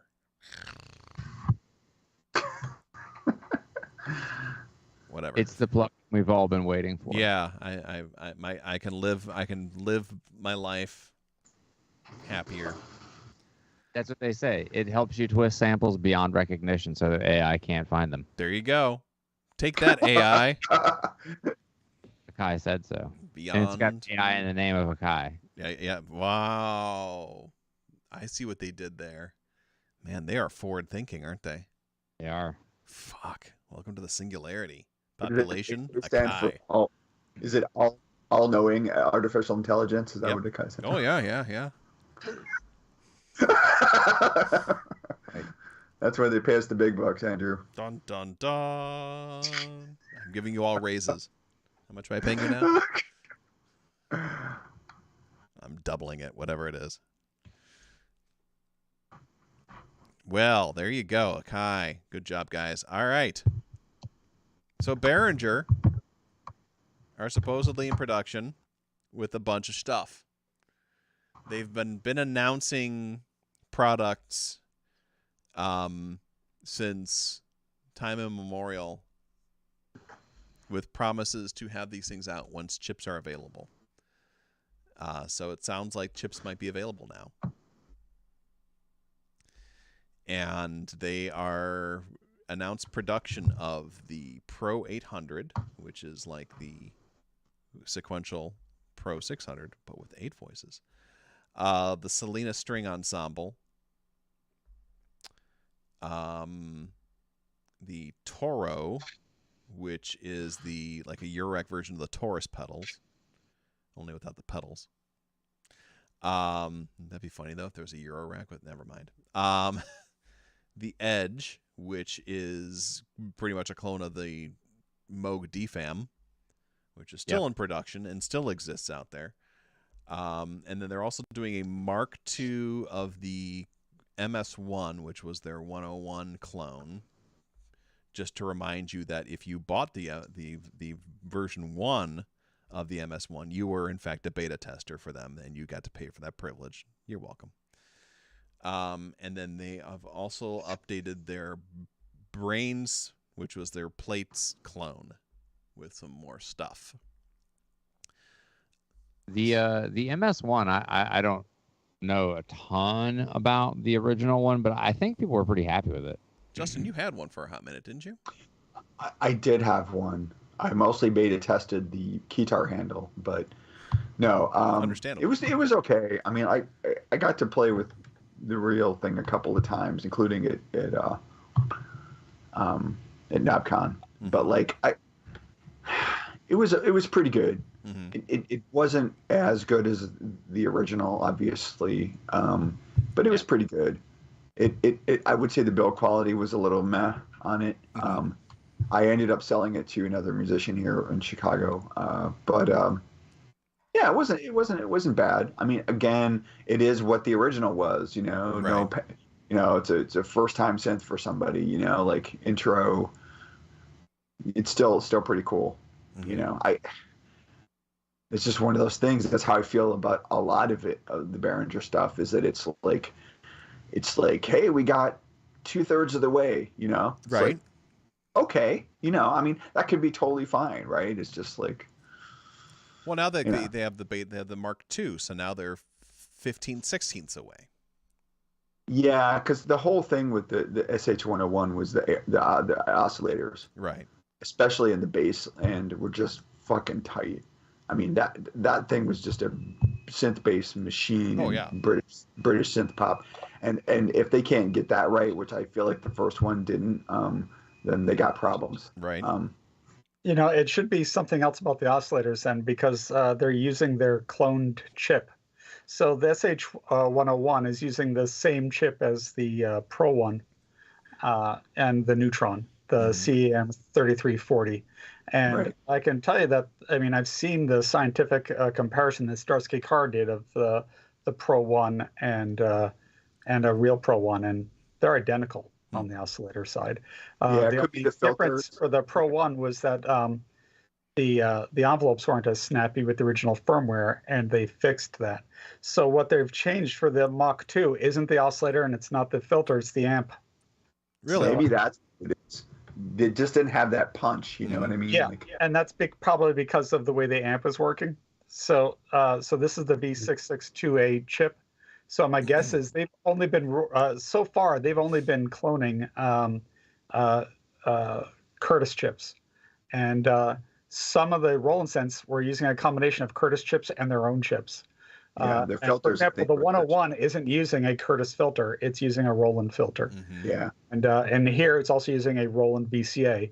And my guess is because that VCA is also now out of patent protection, that they've cloned that chip. And they had similar problems with their drum machines, Christoph. I mean, where you know they'd re-release their 808 clone because they were like, right. "Oh, we got it right this time. Sorry." You know, and it was just like you said, it was an amp issue. It was. I mean, hey, still, there's so many 808 clones, and they're not all perfect. But before they did the 909, they wanted to improve it. Mm-hmm. And Sure. so they took everybody bitched and moaned about how long it took for them to put out the 909. And then once they did, no complaints about it because they got it right. And so what Yeah. they learned from the 909, they then backported into the 808 Mm-hmm. Yeah. more than firmware. So it's all right. I mean, buy the machine for what it is, not for what it could be. Right. Yeah. And if there's nothing wrong with like, hey, we found a way to make this better, so we put out another version. Mm-hmm. Roland did that all the time. Yeah. So did Sequential Circuits. There's 3 revisions of the Prophet. So did Oberheim. So Yeah. arguably the OB-X is warmer and fatter than the OB-XA, but the OB-X is unreliable as all shit because it's completely discrete. Yeah. So you got to pick your battles. Sure. And so I don't have a problem with them putting out a Mach 2, and if that means that I can get a cheap SH-101, great. Mm-hmm. Because somebody wants to get the Mach 2. But honestly, I don't really need it because I got the Pro 1, and the SH-101 is the poor man's Pro 1. Right. Yeah. Yeah. I mean, I think that the other thing, I'm glad that they're putting this stuff out that they've been talking about for a while. It still bugs the shit out of me that they're putting out stuff, clones of things that are still out in production. That's the Edge. they shouldn't be the Edge shouldn't be put out. Yeah, that's This shit. is just the same crappy thing as when they did their Beat Step or Key Step. Yeah, exactly. They should have left those out, and they shouldn't have done that. I absolutely agree. But for a lot of these others, no, I'm excited that they're putting these things out. Especially their Roland clones, because Roland doesn't make accurate clones; they make digital copies that aren't as good. Right. So the Behringer VP340 is far better than the Roland Boutique or whatever that Roland has put out to replace their original string machine. Mm-hmm. It's far more accurate, and it's a beautiful sounding machine, as is this Solina string ensemble. Mm-hmm. And Solina's not around anymore. Right. You can't buy one of those. And I mean, if you look inside it, it's a ton of wires. This is not an easy thing to make. So I could see why that one isn't going for 300. But yeah, I remember when we did our year-end wrap-up show, we were talking about whether these things were going to get released. And I mentioned my friend can't buy a Lexus because they can't get the chips. And if Lexus can't get the chips, Behringer can't get the chips. Right. Well, my friend got her car. There you And go. So if Lexus got the chips, then now Behringer can get the chips. But on the totem of who gets the chips first, it's car manufacturers. Oh yeah. Because that changes a country's GDP. Mm-hmm. So I mean, they're going to get the priority line there. Yeah. So I get that, but yeah. So they've got the chips. They don't have all of them. Also, not in our thing is the UB-XA is also finalized, and after they get these things out, the OB-X is going into production. Oh, as well. okay. Very cool. I didn't So, see that in the and news release. they have shown pictures of these things being assembled in the factory. So we do know it's not rumor, it's actually happening. Mm-hmm. The things are going to be shipping soon, but that doesn't mean you're going to get one because they're incredibly back ordered. Right. So it's going to be a while before you can get one if you're not one of those people that has a back order on one of these things. Yep. Yeah. I mean, I'll say what I always say, and I know it sounds like I'm being critical of Behringer. I'm critical of all synth manufacturers. Yep. Like they all have their pros and cons. Mm-hmm. I think that the fact that they're catering to, sort of like the plebs, I mean, that's fucking awesome, right? That they make their stuff affordable. And the fact that they get so close sometimes when emulations that people pay more for or almost as much for don't get that close. Right. That, I mean, good on them. And I know Willie Behringer's got some history that isn't great, but like it's like cool, go for it. And I wish him the best. And honestly, like, even if they didn't sound like a good clone, if you can make good music with it, I don't care if it's a tin can with a couple nails on the top, make good music with it. You know what I'm saying? Yeah. Like, If it makes it easier for folks to make music, then that's really the thing, right? That is the point. yeah, 100%. Yeah. So I mean, yeah, it's a mixed bag. I mean, we could be absolute Behringer fanboys if they didn't do the other horrible things. So you're always weighted like, so I can't be proud to like Behringer Right. because of the crappy things they do. But I mean, I own 3 Behringers now, and I know I'll own more in the future. Mm-hmm. Yeah. I mean, I actually love their monopoly clone so much. I don't think I'll ever part with it. So, I mean, there are things like that just sound fucking great, Yeah, and I gotta admit, I love my Bogue. but I got one of the good ones, I guess, or mine hasn't broken yet. But still, You if haven't mine thrown it out the breaks- window. Yeah, but if mine breaks, it's not going to cost me the way an original Model D would cost me. Right. You know, I mean, it was $330. You know, and you know, it's cheaper to buy another one than to replace it. Mm-hmm. I mean, to repair a Mini Moog. Yeah, So, Toro is a that's weird quite something. choice for them, though. And like my Pro One was cheaper than any repair on a regular Pro One, and Pro Ones break all the time. Oh yeah. 40-year-old synths, you know, and They they were well faulty made. coming out of the factory, Yeah, not well-made synthesizers. No. especially the key bed, which is famously like just cheap and easy. It's as bad as the Wasp. There was a replacement bed, I know, the one that Yeah, I was shopping for one like a million years ago. I think at the same time that Bill Leaves came up on Reverb. yeah. But I was looking at it, and there's a name for it. But someone had like actually like Cottage Industry, were selling the entire keyboard replacement for Mhm. it because Did Bill Leap sell his Pro One? it was on Reverb like fucking 10 years ago. Because Nine- Behringer got his, Bill Leap got his Pro One from Kevin Key. Interesting, That was the one that was used on the original Skinny Puppy. interesting, And right now, Kevin Key has another Pro One and 2 Behringers. interesting. Yeah, I tell you what, that first Frontline assembly album is still probably one of my favorite albums. But anyway, I digress. Initial Command or State of Mind or Corroded Probably- Disorder? Yeah, reverse order. Because it's hard to argue which one is the first. So which yeah, one? I know. It's a little shady. Yeah. Well, it's because of multiple labels. Yeah. Yeah, I know. Yeah, it's a weird situation with a lot of that stuff. But I just in general I like early Frontline because I know we're way tangenting now. But by the time they got to the '90s, I still really liked them. But I felt like they had become a little more formulaic. Yeah. And yeah, you know how that goes. It's very different, but I love the early Frontline too. Mm-hmm. Yeah, And what they were able to do with simple gear, and it's weird. Yeah. And It's I really love- weird It's sounding. weird. Yeah. yeah. I was just having the caustic grip discussion with Jody the other day. Actually, Oh, Caustic Grip's a great album. it's so great. Yeah. Yep. Yeah. I mean, a Tactical Neural Implant is still in my mind their masterpiece. But It is. You know, I bought that in a shopping mall in Bethesda, Maryland. I just got the vinyl that just came. They just re-released on vinyl recently. Oh, I nice. just picked it up. So yeah, I think they have 3 great albums, and Tactical Neural Implant is probably the most listenable and their strongest. Yeah, it's slamming. No doubt about it. But they'll come back and surprise you once in a while. Yeah, Echo Genetic. Echo Genetic was fucking big surprise. fantastic. So that would be of those top 3. I'm going to say it's Hardwired, Echo Genetic, and Tactical Neural Implant. I think Hardwired is the most technically advanced of all of them, but it's not the best compositionally. Yeah. Tactical Implant's probably the best composition, but Echo Genetic is groundbreaking. Yeah, and I really, it's funny because I also really liked Civilization.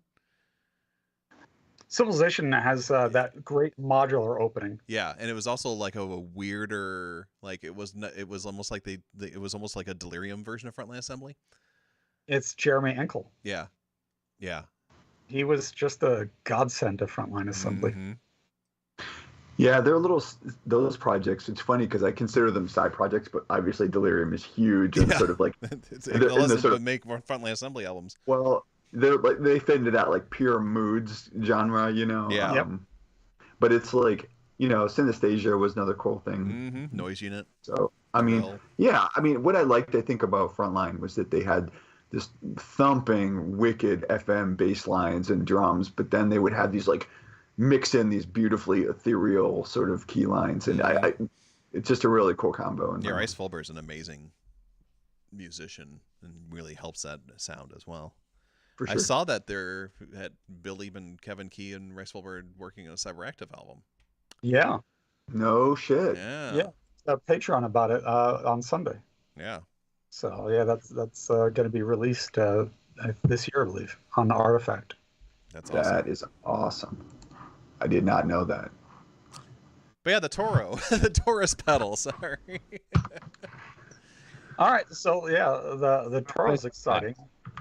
Yeah, it's used on Mr. Crowley on Ozzy Osbourne's album, Mm-hmm. and it was used by Rush. A lot. So yeah. it's got just a deep sound, and the Behringer video does not do it justice. But the thing is that again, this kind of digs into, because the Minotaur still exists. I was just going to say It's that. still in Andrew. That was production. Is the Minotaur the same as the Moog Taurus, or is it different? It is pretty It's- much the same as the Moog Taurus. All right, that's another shitty move on Behringer. Yeah. Yeah. Yeah, Oh. it's a smaller, it's like a desktop model of a Taurus. What's the Siren is like the new version. It's got Well, the the Siren's a colors. limited version that they did that had Yeah. more octaves available to it. All right, well, Yeah. I can't afford the Moog, so I'm going to support Moog by not buying the Behringer Toro or Edge either. Yeah, because I have a Minotaur. You have I'll a make you- Minotaur too, don't you, Justin?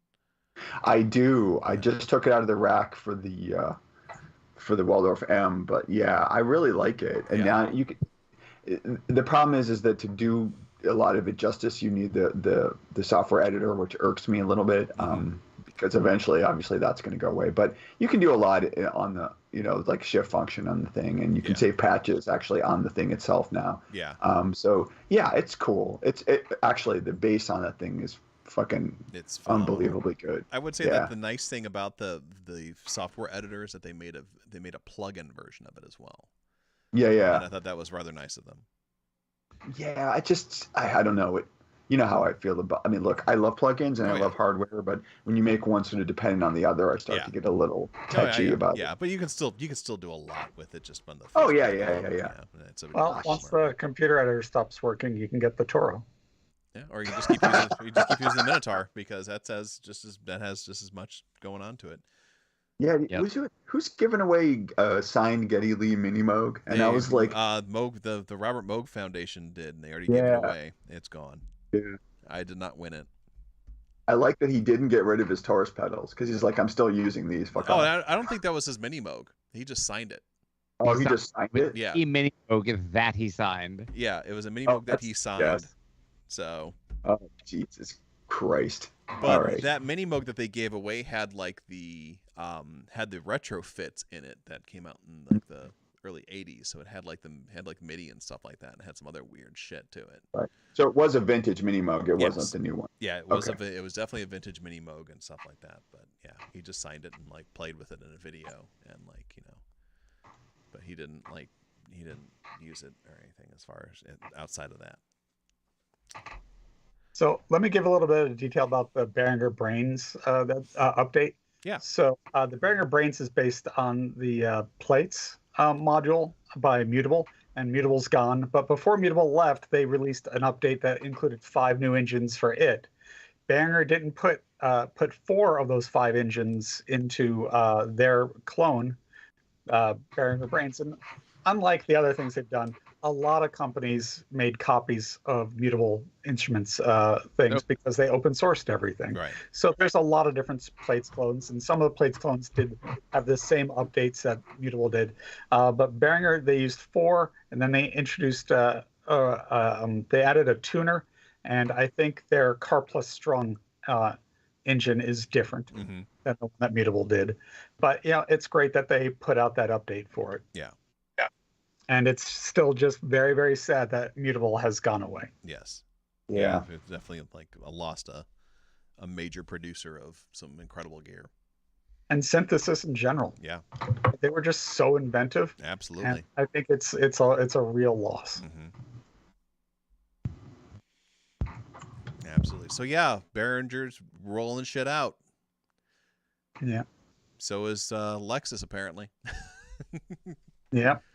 So get your Lexus and your Behringer gear coming soon, but there's probably a back order on that, and hopefully GM can get their product recall that was waiting on those chips to come in to get taken care of too, and their windshield wipers. And finally, our good friends at Cherry Audio. Remember them? Yes. They have released a new synthesizer, a new plug-in synthesizer. The Mercury 6, one away from the group of astronauts that eventually took over space for the United States. The Mercury 7, this is the Mercury 6.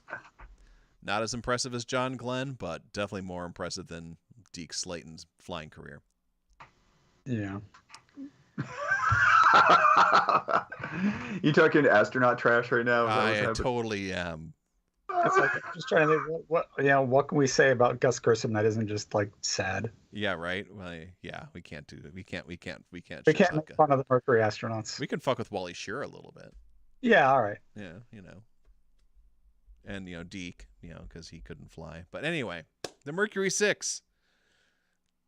This is a plugin. That is what they say is a meticulous recreation of the Jupiter 6 analog synthesizer.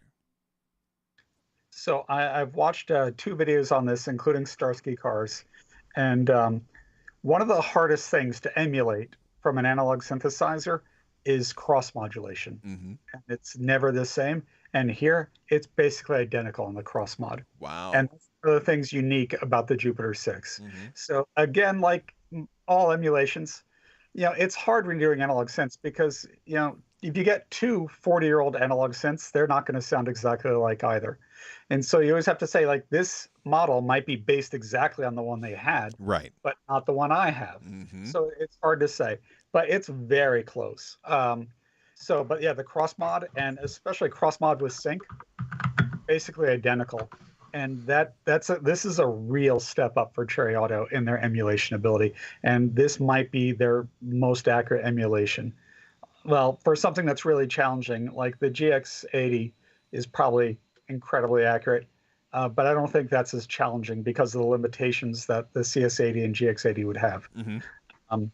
But this, with the cross mod, that's a really difficult modulation to emulate, and it emulates it basically perfectly.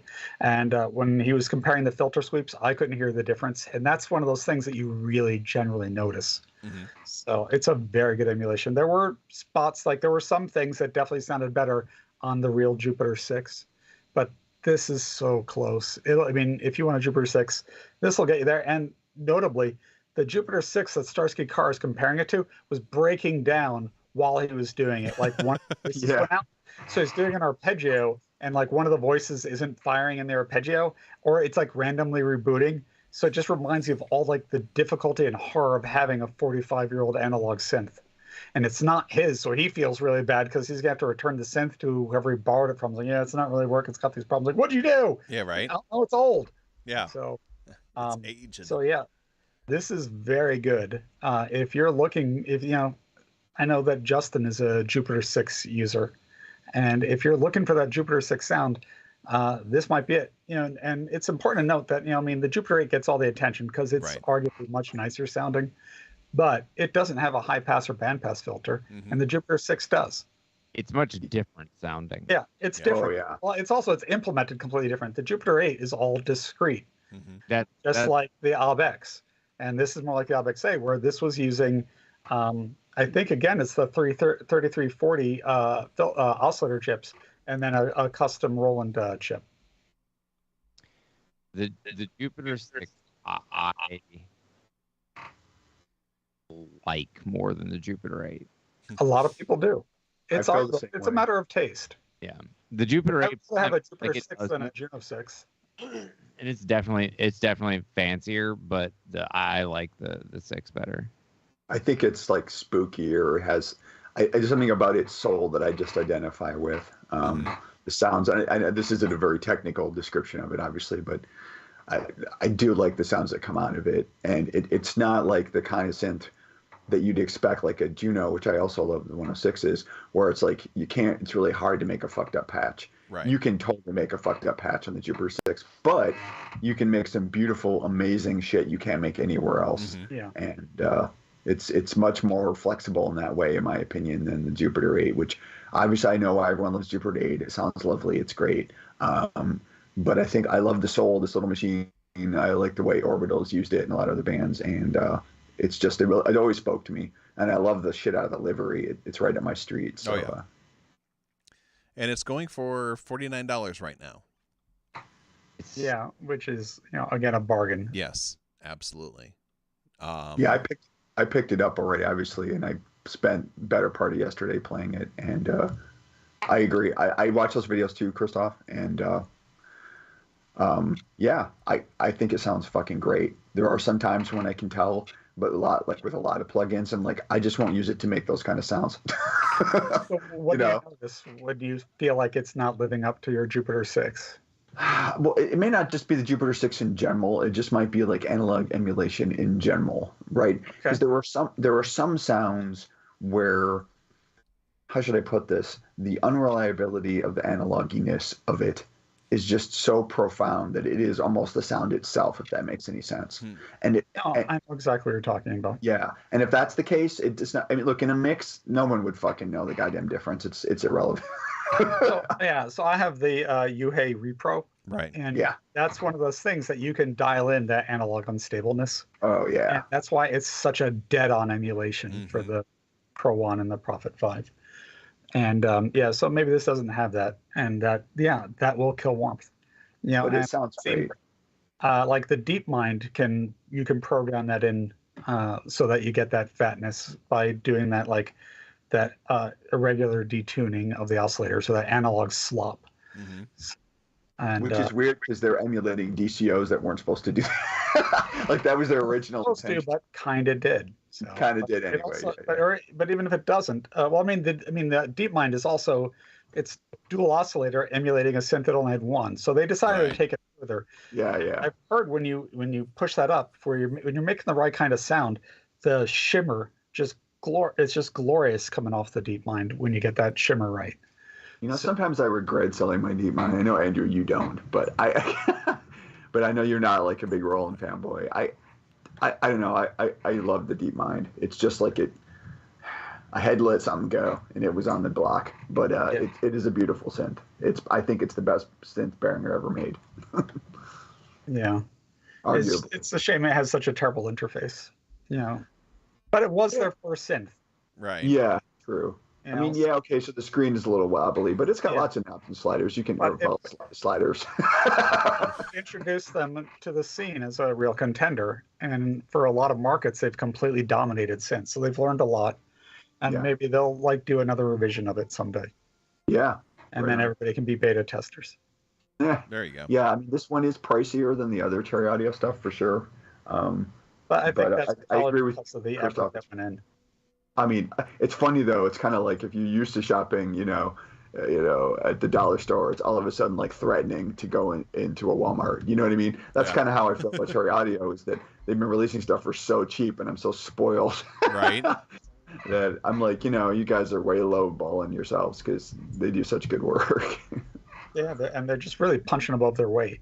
But I think they're doing this to establish themselves as like one of the lead companies. I mean, they've got big companies to go after, and they're succeeding. Yeah. Yeah, for sure. Yeah, and this was a good choice. Like, there's a lot of Jupiter 8 clones, but there's not a lot of Jupiter 6 clones, or Yeah. so. There aren't any. Why the fucking Roland ever make one? I've been waiting around for them to do one, and they just There's they probably nothing in never will. Zencor for that? Nope, nothing for the Jupiter 6. Doesn't Wow. exist. I think there was one like hand-rolled VST for it that somebody made a million years ago that might have been sample-based or some BS, but no big company has made one until now.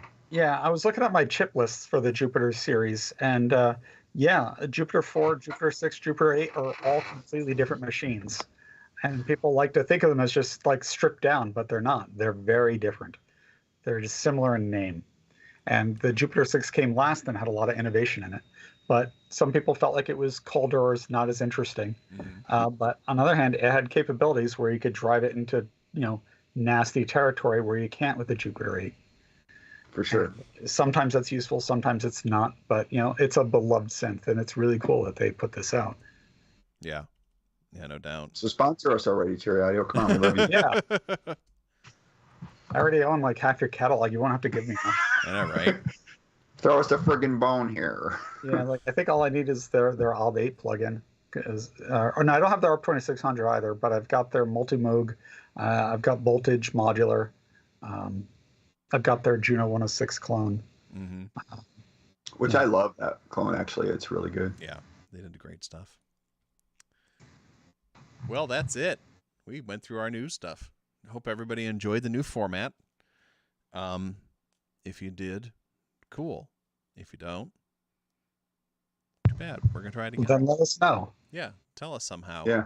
Give us feedback. Yeah, you had to whisper it over to us or put up in the chat. Really appreciate everyone coming and hanging out with us today for our 50th episode. We are now 50 years old. If you have topics you'd like us to cover, please reach out to us. Exactly. Maybe we'll come up with a method for you to reach out to us that's better than just on Twitch. Yeah. I just come to Spy Club. There you That go. way There you go. So I'll remember to tell everybody. There you go. Yeah. Yeah. Jody and I love Spy Club now. It's our Thursday jam. Thanks. Aw. Thank you very much. Yeah, I just rolled out a bunch of new features that'll be in it tomorrow. Ooh. Excellent. Exciting. New rewards and stuff. Can't wait. Nice. Apparent Moo, lower right does not have a Twitch channel outside of here. That would be Justin. He does not do live streams outside of when I force him to do it every 2 weeks on this channel. Otherwise, That he is correct. he hides in the basement, makes elves disappear. That's his job. Yeah, I'm a uniquely private and difficult person, but Yeah, no Thank you. shit. Definitely difficult.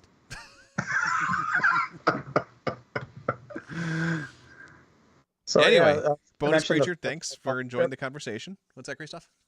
Somebody in the chat mentioned the 555 chip. Mhm. So I've heard it's really unreliable as a oscillator source. There you go. But I've always wanted to make some kind of 555 or 556 oscillator chip. All right. With that, we're going to get the hell out of here. Jeff looks like he's ready for sleepy times. Justin looks like he's ready for... I know I am. Who are we going to raid to? We can raid over to the Graceful Bard, who's currently at 1.4 thousand viewers. Or That seems wise. we can raid over to one of our smaller friends like Octonode or the Killer Bee Relay team. On the one hand, though, if you raid over to Graceful Bard and you get that shout out, you just got Tangent's shout out to That's 1,400 true. people. Let's raid over to the Bard. Woo. So that calls for chivalry. you just put your evil genius hat Let's on make for a money. second. No, I'm kidding. Buy our stuff. Love you, I've everybody. been streaming for 2 years. Rating is strategy. It's good stuff. Thanks all for watching tonight. We'll see you in a few weeks. Take care. Nanu. I don't know. I'm tired. Bye. Bye.